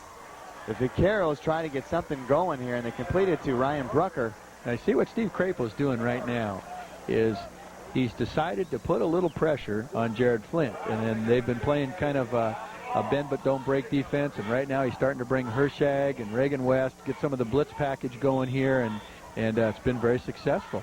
But we haven't gone more than 4 minutes without a touchdown in this game. A lot of points. But you hit it. There's 4:43 left. This is still the third quarter, and it's almost bedtime. Yeah. Hey, there are not many people on the freeway, you know. Yeah. It's, going long and down the middle. Completed. Brucker down to the 30. What a great pass. You know, Irvine has always done a very good job of running verticals. Verticals would be, in this case, 4 routes straight up the field. And watch the top of the screen. You can see the guys at the bottom, but Brucker is on the hash mark. That's one of the landmarks. And look at this. Look where the throw is. Perfect position. He splits the defenders. Lang's there to make the tackle, and along with Hall. But, boy, a very, very nice throw. Very difficult to cover 4 verticals, 4 guys straight up the field. Terry Hennigan told us before the game about Jared Flint. He says, you know, Flint has got so much raw talent, it's scary. He's a baseball player, and he just comes out to play football. Savona down to the 15. But Jared Flint, if you have a guy, normally a guy 6'5" in high school is not as coordinated as this young man. He is extremely coordinated. Well, sometimes it takes a couple years to catch up with you. He's got great genes. Yeah, he does. Dad was a pretty good athlete. I don't think his dad can fit in his jeans, or vice versa. You know, again, here's a guy who's beginning to take over a football game here. Jake Savona, who we mentioned earlier, one of the best athletes in the county. And they're lining Williams up at fullback, and he's doing a heck of a job of blocking. But I'll tell you what, watch out if they give it to Williams off of this I formation. Something quick here. I thought it was going to be an offside by San Clemente. But I want to take time out to let you know that Bill and I will be selecting the Ballpark Pizza Team Athletes of the Game. Now, we give 2 gift certificates to the athletes of the game. We'll give 1 to San Clemente, 1 to Irvine High School.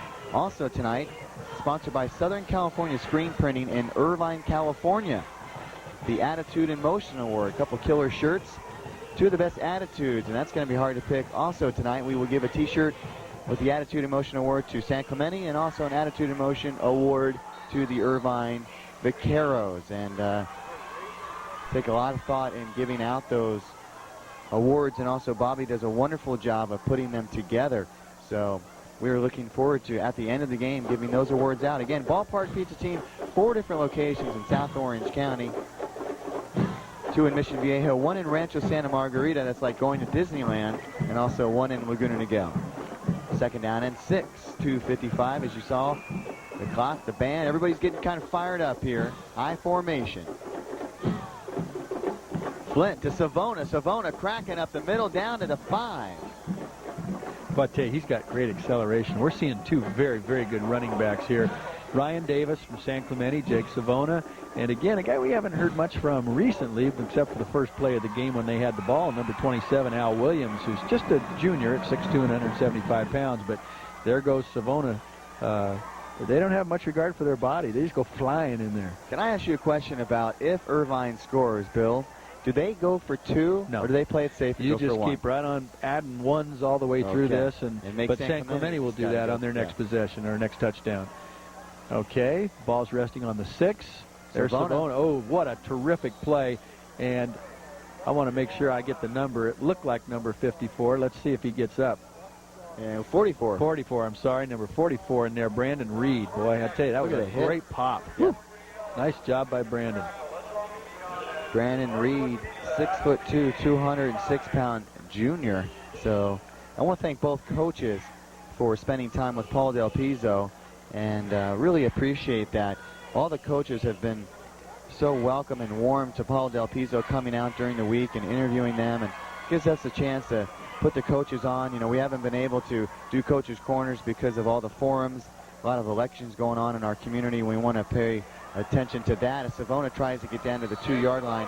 But coaches' corner has been preempted for about 5 weeks now, and we will get back in gear after the November elections. But we want to thank the coaches for being patient with us and also giving us their time during practice. Watch Quinn Donahue right here with the touchdown saving tackle. Has some help from Reagan West again. First down and 3 now, Bill. Goal to go from the 3-yard line. I just keep giving the ball to Jake here. Jake's got a little fire going. There it is, and he's gonna get tackled again. And let's see who's at the bottom of that pile, because that was a really fine tackle. And it's 44 again. Well, I tell you, it sure was. And that's Brandon Reed. Now watch this. Williams with a nice block. Reed is right down there underneath Submarine and everything, and stops the ball on the 1. And you know, as a defensive football player, you can't in your mind ever concede that just because the ball's on the 1, it's going to be a touchdown. And we've got those kind of guys on defense. They don't concede anything. I mean, if it's on a 1-inch line, you still got a chance to stop them. You know, and we saw that on that interception where the Irvine intercepted that pass just moments ago. 2nd down, 2 to go, 35 seconds left in this 3rd quarter. Irvine has the 1-point lead, 28-27. Jared Flynn has already run it in twice, and he's going to try to go in again. He got off to a slow somebody start. Get off his knee. I don't know if you can see that, but his knee's in an ugly position there with somebody laying on it. The officials are right there. Good. I'm glad he got up okay, because that's just now, again, it's that thought. Look at that. Just because it's down there, it's not a touchdown, and those San Clemente guys are not giving an inch. Well, Bill, Flint's run it in twice. Does he try a 3rd time, or do you give it to Savona? Well, you've only got about 4 inches to go. Right now, I think you go on a quick snap. He's and you just follow it. You bet. And the clock runs out. Actually, we won't step aside. I know Bobby's been patiently waiting from the sidelines, and we have thrown a ton of breaks in tonight because of all the scoring. 28-27. Bobby, what do you have for us down there? Well, Paul, I wanted to update you on the injury report for number 8, Andy Brophy from San Clemente. Basically, his knee got bruised on the quarterback sneak. Apparently, it was the quarterback himself the quarterback's knee came down on Andy's knee. And right now they're saying it's nothing serious. They're just putting ice on it for about 10 or 15 minutes. He may even be in by the next series, but they're going to play it cautious because they definitely want to have Andy back by league play. So he may come in, but then again, he may stay out if it's still really painful. But there's nothing wrong with it, just a little bruising. Back to you guys. All right, that's important to know because San Clemente needs all their players, not only for this game, because they have a lot of two-way guys, Bill, but they also need them for the league season, which starts that's right around the corner. That's the big thing. You look at San Clemente doesn't have a lot of guys out there on their team. They've got some real quality players, but you know, this is halfway through the season, and both of these teams, Irvine with a few more in number, but the Seaview League and the South Coast League, I mean, that's going to be war every week. It's really crazy, isn't it? I think we'll see quarterback sneak on the first sound. There it is, and he's going to push. I'll tell you what. I don't think he got in, but he did now. They turn him, and they give it to him. Now, was he stopped? I'll tell you what. You have to give credit to San Clemente's defensive front because they had 6 inches to defend, and they defended it. Just the fact that Jarrett Flint made a great athletic move and spun off of that pile. But I think the San Clemente guys have to be awfully proud of that defensive stand. Irvine scores, but they really made him work for it. So now this extra point, Savon Session, if this is good, that would make it 35-27. And San Clemente, if they score again, I'm sure Mark's got a few 2-point plays up his sleeve. And boy, this has been an entertaining football game tonight. Bill Cunity loves these types of games. A lot of points up on the board. Just offensive type of game.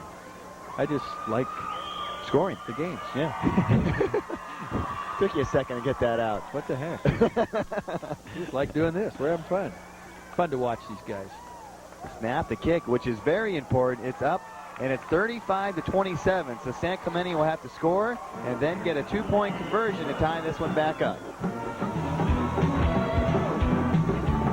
On the kickoff, San Clemente took a short kick, and then there was a penalty thrown. It will go against Irvine, and you watch it right here. Bill, I know that this is a difficult penalty for the Irvine Vaqueros right now. It is. You know, it's really hard here. Luke Wright, number 19, is just flying down the field, and his head's down. He's probably looking for the deeper kick, and you see right there that he comes in and puts on a late hit, and so the penalty moves the ball to the 49-yard line. So that's wonderful field position. San Clemente has scored often. Davis with the football. I want to take this time to thank Chris from Santora's Pizza, subs and wings and the whole bit over in Mission Viejo, right across the street from Saddleback College. And Chris from Santora's has been absolutely wonderful to us. They cater our food every single game of the week, and this is their second year that they do this, and it makes our crew really, really happy and healthy and full every time we do the game of the week. So, Chris, hey, man, I know you're watching. I know you're listening at Santora's. Really appreciate your efforts. You're doing a wonderful job. Thank you very much. And over the 45-yard line. You know how important it is. You've eaten one of those whole cold pizzas yourself. It's the best cold pizza I've ever had. By the time we get here, we don't get a chance to eat it right away. And Bill, I've been going to Santora since it was open. Yeah, that's great wings. Oh, that's a long time ago. Great wing. Mark McElroy on the sideline. He looks like he can get right back in this game and put on a helmet and play himself, huh? You know, what he's doing right now is a good job of mixing in, as he mentioned in his comments earlier, the run and the pass. And, you know, they run the zone play, straight running play. They run the draw, little quick toss, little trap. Here comes motion, and they're going to run Ryan Davis. Oh, boy. First down. Over the 35, into the 33 of Irvine's territory. There goes Brunswick again. I'll tell you what, he is like a runaway bowling ball. What kind of, how heavy a ball is that you're well, looking he's at least a 16-ouncer right there. 16, really? Or 16 ouncer. 16-pounder. All right. Now, look at this guy. He's doing a good job of there protecting the football. Yeah. But you know what? You don't ever really get a lot of great shots at Ryan because he has great lateral movement. Plants very well and really, really moves well. And again, if you're going to run this wide-open, 4-wide-out offense, the running game is kind of a direct result of people having to spread out to cover the pass. And there is an injured player down on the field. This portion of the game of the week, I want to let you know. He's up. Okay. Yeah, he is up. I want to thank Royal Motors, Mercedes, and BMW, National Transmission and Clutch, both of Rancho Santa Margarita, Lapes Athletic Team Sales, Lisa Renee Photography, A Magic Moment Bridal and Prom, Karate Institute of America for sponsoring the game of the week. Also, Pepino's Italian Restaurant. They're all aboard the game of the week. Tustin of Lexus. That's Brendan Payne right now. We hope he's okay. He's a little shaken up, so I can walk off the field.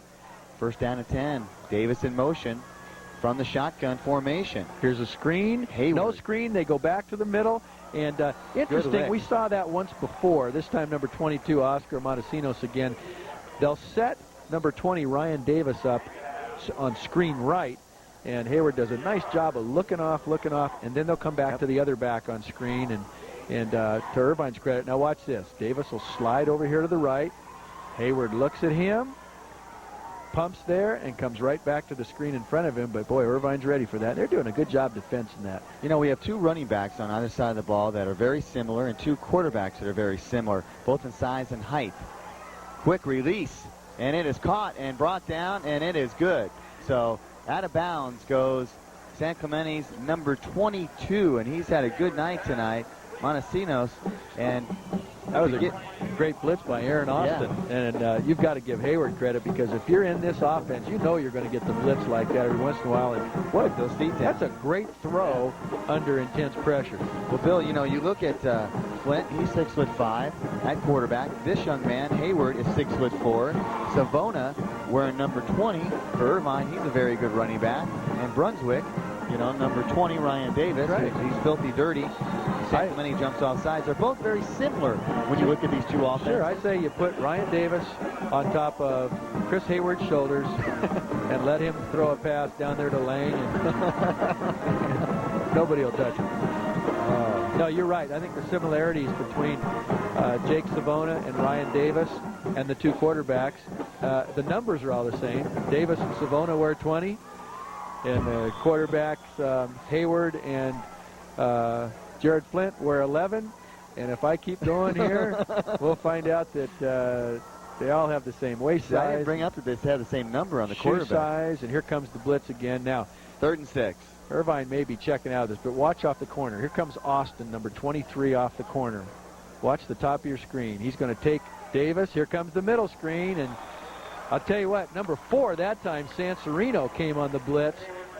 And, you know, in an offense like both these teams run, the blitz sometimes is an all-or-nothing deal. You either get the play and make it look good, or if you miss on the blitz and they complete that middle screen, it's adios. Well, Bill, this is an interesting part of the game. There is a timeout being called, and San Clemente looks like they will go for it on 4th and 6.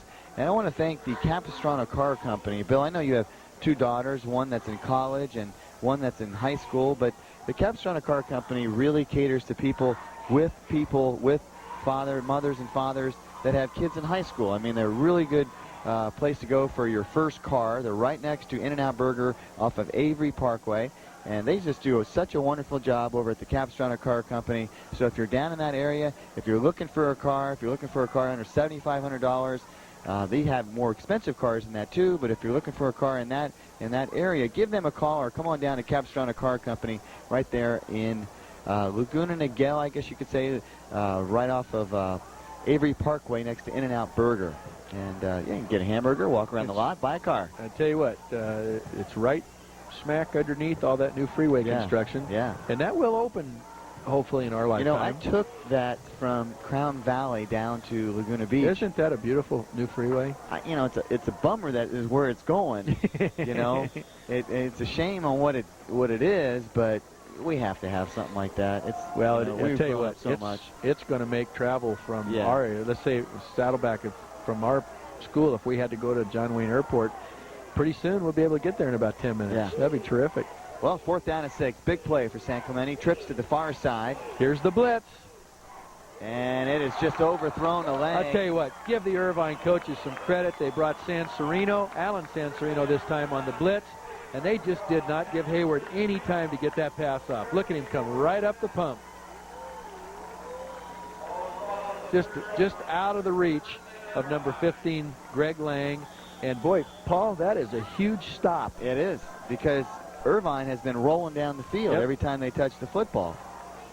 35-27, a lot of scoring in this one. This Jared Flint's going to have a big decision to make at the end of his senior year. Will he play baseball? Will he play football? Will college scouts recruit him football, or will they recruit him in baseball? Here's Savona. He's going somewhere doing something, right, Bill, you think? Oh, absolutely. He's got just tons of ability. And we'll be seeing him during the baseball season here at Irvine High School. His dad's the head coach. It's kind of nice, too. We've talked about this from time to time. When here's the handoff to Savona, you see Hershag in there with a nice job on defense, holding up the blocker. But Bob Flint this year is coaching, I think Terry told me, either the sophomore or the freshman team. Yep. So he can watch Jared play. And, of course, he's been on the varsity staff for a long time. I think that's really neat. My dear friend Tom Shine, who coaches at Rancho Santiago, is taking time off right now. Watch this, Bill. What a great catch. Great catch by Brucker again. A nice touch throw. Jeez. But Tom's son, Casey, is a senior up at Nevada Reno. And so Tom coaches at Rancho Santiago during the week. And then on the weekends, he and his wife, Brenda, get to go watch Casey play. I think that's terrific. Now watch this touch. This is nice. Boy, Brucker's really a terrific receiver. You know what I liked about that, Bill? He made sure he caught the football before he looked up to try to score a touchdown. He did the same thing down here in the third quarter on that long pass, too. Great sense of where the ball was in relation to before he hit the ground and making certain that he wrapped it up. 8 minutes to go in the game. Hershag. 35-27. Hershag again with the tackle on Savona. Now, if you're Irvine, this is also a critical drive because 7:53, the clock's rolling. If you score on this drive, you can almost ice the game. Savona with a great game tonight. Bill and I will be selecting the Ballpark Pizza Team Athletes of the Week at the end of tonight's game. Ballpark Pizza Team, a proud sponsor of that award for the last 3 years here on the Game of the Week. And we are the original Game of the Week here in Orange County. We're proud to be bringing you high school football over the last 12 years. I've been covering 12 years now. I've been doing this high school football. That's a long time. And you're only 23. Yep. How'd that happen? I don't know. No one's buying that up here, by the way. No, well, you're only 32. Ooh, times what? Next week, after last week's Long Beach game, I'm now about 74. Well, Bill, seriously, I tried to call Bill Cunity all week long to congratulate him, and his phone must have been the busiest phone in the county because everybody was calling him saying what a great job. And when people call Bill, you know, the people that know Bill call him, but in essence, they're not only congratulating him, but they're congratulating the kids. And I really was too, Bill. I know a lot of those young men that you have at Saddleback, and I'm looking forward to seeing most of them against Palomar. But I think the world of Justin Vetter and all the guys that you have at that program, it's like a big all-star team. Well, let me tell you what it is. It's a family. They all get along so well. I'm so proud of them. And, you know, they're about 90% local guys. And, and it tells you again what great coaching we have in our area. There goes Savona. He cuts up. I'll tell you. And he is pretty close. He's down in the 1 yard line. They're going to call him out on the 1, and that's just a great hustle play to knock him out down there. All the way from the middle of the field, number 9, Quinn Donahue. But watch this. Savona breaks to the outside, cuts up here. A nice block by his partner, Brucker. And number 36, all the way from the other side of the field, coming over to make the tackle. That's Johnny Nickel. And watch this again, Paul. This is rush to the line, unbalanced. Little wing over there at the tight end, and my guess is it might be another quarterback sneak. Flint's already has. Well, they're going to give it to Savona. Savona deserves it. And he gets it. And he gets the touchdown, as Bill suggests. It is now a 2-touchdown lead for the Irvine Vaqueros. And we talked about it. If you give the ball back to Irvine, undoubtedly they look like they are on a roll and they're going to go down and score. And that's just what they did. And now it really puts the pressure on either for a great finish or a polished job here by Irvine. What you've got to look at, too, just sheer numbers here, that Irvine doesn't have anybody going both ways. San Clemente has about 4 or 5 guys going both ways, and it's going to wear down on you in the fourth quarter. So, but I think Mark and his staff understand that. Yep. Next week for both of these teams, this is the last tune-up, and from now on, it's playing. That's right. Playing for the playoffs. Well, 41-27. We'll be back right after this.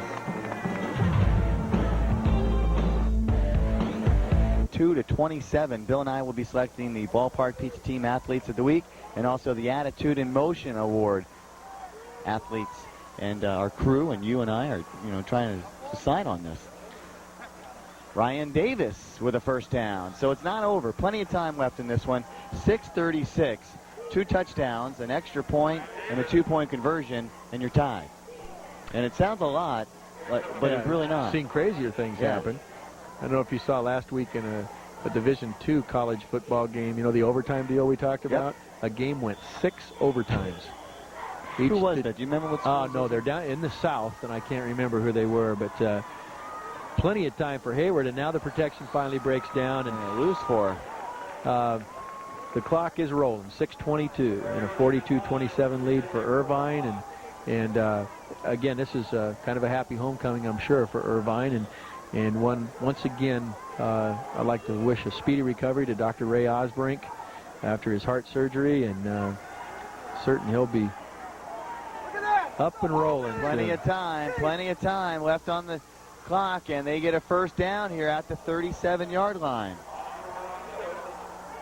So crucial play. Oscar Montesinos with the ball. The ball's down out they're going to mark it at the, we'll call it the 36-yard line. And well, I tell you, this guy, Chris Hayward, has done a terrific job all night. He's, it seems like every year San Clemente has a senior quarterback, and he's reading that thing on his wrist right now. Mark's got those plays typed up, and with 5:52 left. This is certainly not out of question to get a couple of touchdowns. There's a nice throw outside. Number 3, Richard Buffum, takes the ball to, looks like it's going to be just a tick short of a first down. And so San Clemente lines up immediately, 5:34 and counting, but, you know, they're down there in scoring territory again. Davis with the football, and he's been hit hard all night long. Sansorino again. I've got to differentiate between them, you know. That's Alan Sansorino, and number 44, Greg Sansorino. That time it was Alan, but number 31 right now, Steve Uby on the field, and hopefully it's just the wind knocked out of him. Well, why they're finding that out, let's go to Bobby, who is on the sidelines on a very damp night here in Irvine. Now, I don't know if all schools or all footballs do this, but Coach McElroy wanted to create some team unity with his team. And back at the beginning of the season when they started two-a-days, he had his team have a sleepover at the high school. And so for 2 days, the kids and the athletes had to spend the night at the school. They ate all their meals at the school, and they had quite a few competitions, some of which were arm wrestling, high dive competition, and marshmallow eating contest. He said it was real fun, and it brought the kids, the athletes, really close together. Back up to you guys. I'm sure Bill does that a couple times of the year, right, Bill? You have your kids. Yeah. Didn't you do something like last year at the end of the season? We had a couple of fun days when we were getting ready for our bowl game. We had Burrito Monday, and that's not quite like what Mark was doing. But we did have something early this season where we had guys going off the high dive after practice one day, and we had a guy that weighs about 320 pounds that almost broke the diving board. But they liked Burrito Monday. And then last year we took them to see the James Bond movie a couple days before the bowl game. So that's kind of fun. Fired up. That's fun stuff. Well, first down and 10. We'll get a report on the injured player that came off the sidelines. They carried him off, checking his lower right leg. Hayward punches it in. Nice sidearm throw to Matt Hall. Penalty. And we'll check that and see what that is. You know, Hayward's doing a heck of a job right now. Yeah, Steve Uby down there was the injured player, number 31, and hope he's okay. They had an ineligible receiver downfield. You can see that the linemen have already left the picture, so they're looking obviously for some kind of middle screen that never materialized, and the lineman cannot block downfield unless the ball is thrown behind the line of scrimmage. Paul, I'm not sure if Terry and Mark got together. I know some high schools have done it this year where they've agreed to waive that rule about the clock stopping on every possession, but this is a long football game. And, you know, that is definitely to the advantage of Irvine, I would think, with guys going just one side of the ball. If you're San Clemente, I think you're probably not in favor of that rule. I don't know. Who cares? It's fun. First down and 15. Throwing down the middle.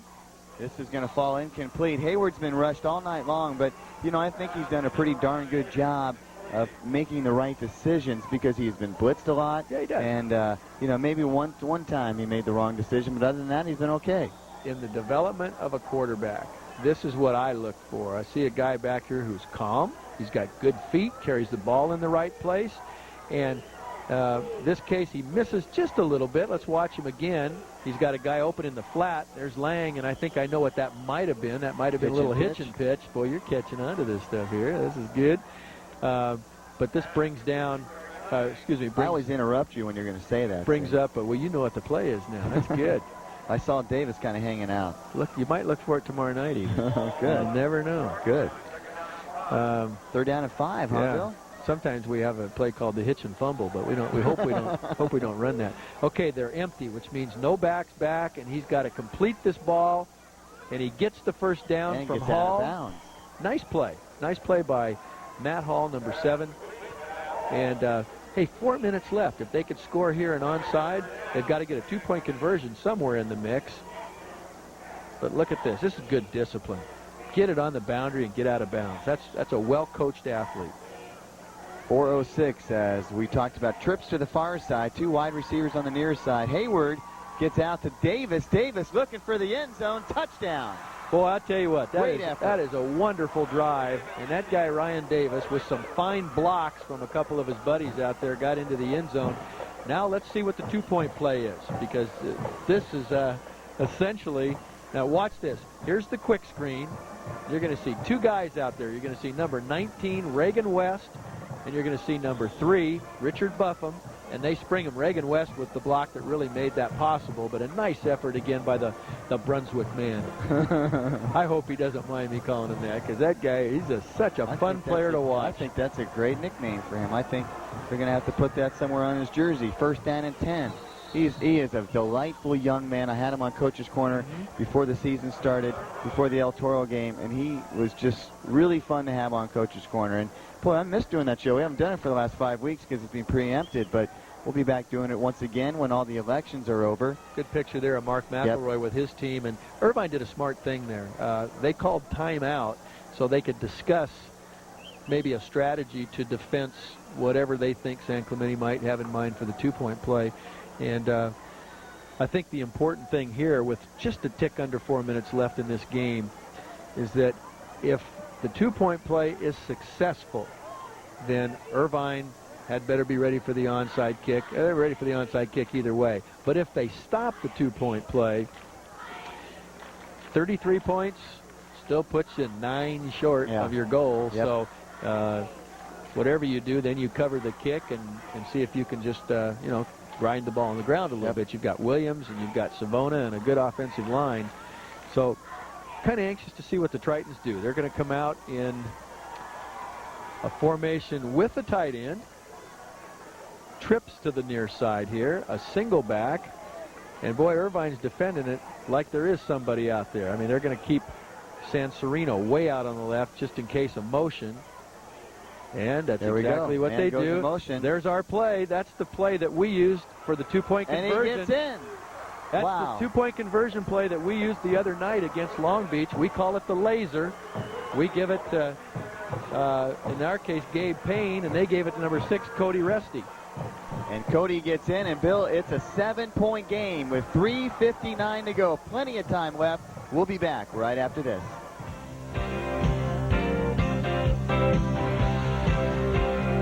Interesting turn of events right here. Watch this. This is what we have always called bunch onside. They run 9 guys, actually 10 guys over there. The kicker comes back to the ball. Now watch this. Number 1, Zachary Meiderhoff, kicks the ball, takes a nice bounce. Irvine actually recovers this, but Irvine was offside. Well, let's go back and let's take a look at it live. We're going to do it again. Here we go again. They're going to run over again. The science to this is to make the ball bounce real high on the second one. Ready? That's a good one. Boink, right there. A good one right there. Still in the air. Up in the air. Nobody has singled anything yet. Outstanding kick by the kicker. A definite boink. And it's Irvine's ball. But Bill, go back. Now, if it's offsides against Irvine, why can't San Clemente decline the penalty? Did they recover the bump? No, Irvine recovered it. So why can't San Clemente decline the penalty and take the ball? They didn't get the ball. They didn't get the ball. No, Irvine got the ball. They got the ball both times. Both times. Well, I know the second time. Now, you saw that kickoff right there where you can put 10 guys over there? You can't do that in college. Really? College rule is you must have at least 4 guys on one side of the kicker. And why is that? I think the reason they did it was because of injuries. Okay. Because if you put 10 guys over there running down against 2 or 3 guys, and I think it'd be a good rule for the high schools to look at too. Well, after this play, we'll check in with Bobby. I know Steve Uby was the injured player down on the field a little while ago. Savannah with the football. Now it's real important to keep him in bounds. With that, we go down to Bobby.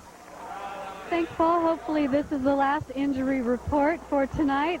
Irvine's number 31, Steve Uby, apparently he at best has just a bruised right knee.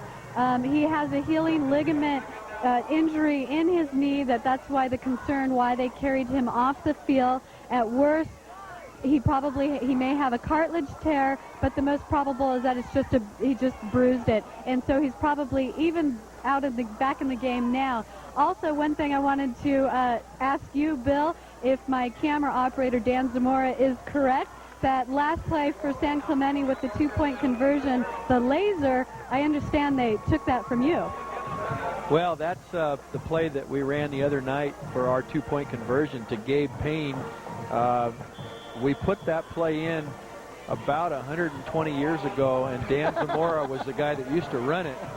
But But one time, when he was a clean 165. that's right. And one time we ran that play and gave it to Dan Zamora, and he was so slow they called delay a game. Now, I'm just joking. There's some ribbon going on around here. Danny's probably the fastest player that's ever played for us at Saddleback, and that was a play that he made famous. And matter of fact, I'll tell you really the way this came up. We were talking about two-point plays a couple of weeks ago or 3 weeks ago or so, and Danny's coaching with me this year, and he said in practice one day, he said, Coach, how about the laser? Let's put the laser in and use it as a two-point play. And I thought, heck, yeah, that's always been a great play for us. So we put it in about 3 weeks ago, and it only takes about 5 minutes to put it in practice. And then we practiced a couple times, but that is the play we ran the other night for our two-point conversion, and San Clemente just used it. Yep. And, well, Roesti came in and made that play for San Clemente, number 6, Cody Roesti. And Bill, he was injured most of the year and comes in and makes a two-point conversion. Number 19, Reagan West, with a great defensive play there to stop Savona. But, yeah, we just found out that Cody Roesti, who has been injured most of the year, came in, and he's got some serious speed. See Reagan West coming up. Look at that. That's a great play by he maintained number 49. I'm sorry, Luke Jerome. Yeah, I want to make sure we get them both in there because they're both in on that play. Luke Jerome stayed at home. Luke Jerome stayed at home. Do you have another one for me here? Bill's catching everything. Well, let me say this. This brings up a 3rd down and 11 with 1:25 to go in the game. Pretty important play right here for Irvine. More importantly for San Clemente, though. They have bootleg. to stop him. Flint is out, and there is a man open. There's Brucker. And he catches it. Brucker with the fingertip catch, and that will seal it. I'll tell you what, that takes some guts to run that play on 3rd and 11 down in a position where if you make a mistake, you can lose the football game. But you know what? I love that kind of coaching. So kudos to Terry Hennigan and Tom Ritchie and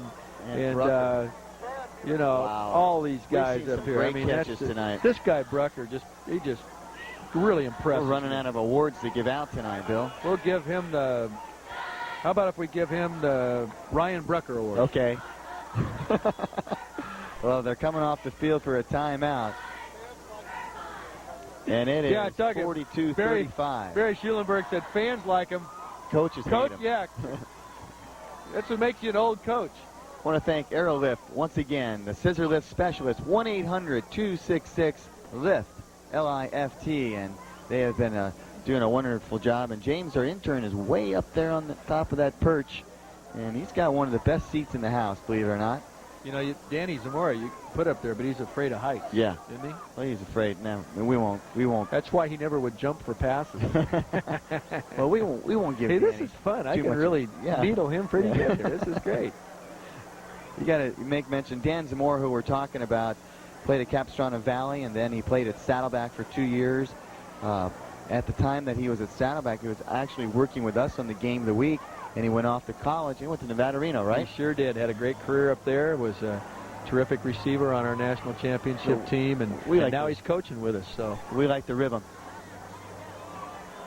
Coaching staff leaving the press box area for Irvine, and I'm wondering if they're just going to sit on this thing right here.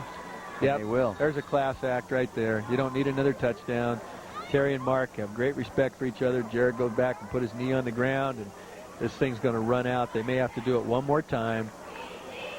And I'll tell you what, this was let me say this, a typical game for both of these coaching staffs in that these kids just played their hearts out, and they play that way because of the way they're coached. So Terry and his staff, Mark and his staff, congratulations to both staffs. Now it's time to get ready for league play. So, Saturdays for coaches are all-day deals. They're getting ready for South Coast League play, Seaview League play, and a very entertaining 42-35 football game. Irvine the winners.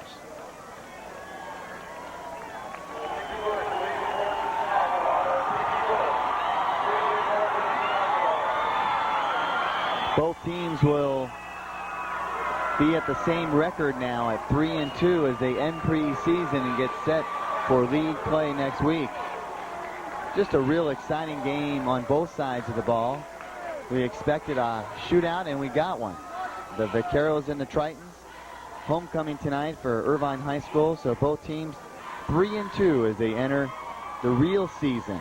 The season that we like to say is depicted, the entire season is depicted into 3 sections. You have the preseason, you have the real season, which is league play, and then the postseason, which the lucky few get to go on and play in the playoffs. And Mark McElroy and Terry Hennigan, I want to thank them. Also, we want to congratulate our Athletes of the Week award, and Jared Flynn and Ryan Davis. First of all, Bill, it was tough to give out this, but these 2 young athletes deservingly so of the award. Absolutely. Jared played a tremendous game tonight, and here are the Attitude and Motion Awards, Jake Savona and Chris Hayward. I mean, you could pick about 9 guys on each team here. I mean, the Tritons played their hearts out, especially down near the goal line. I was so impressed with the work they did from about the 5-yard line in. And then Irvine just kept coming back. Got a great collection of athletes there, but I think both of these teams we will see in the CIF playoffs. And it's always nice when you win your homecoming game. You see a lot of happy Vaqueros there. And Mark McElroy and his guys will be back next week, I'm sure. And all in all, another terrific Friday night. Well, we had a good time. Congratulations goes out to the Irvines Arrows. For Bill Cunity, for Bobby Stout, for Bill Fennell, our director tonight, and the entire crew here in Channel 3 with Cox Communications and Athletes in Motion, I'm Paul Higgins for the Game of the Week. We'll see you next week from Saddleback College as they host Palomar. Until then, thanks for watching.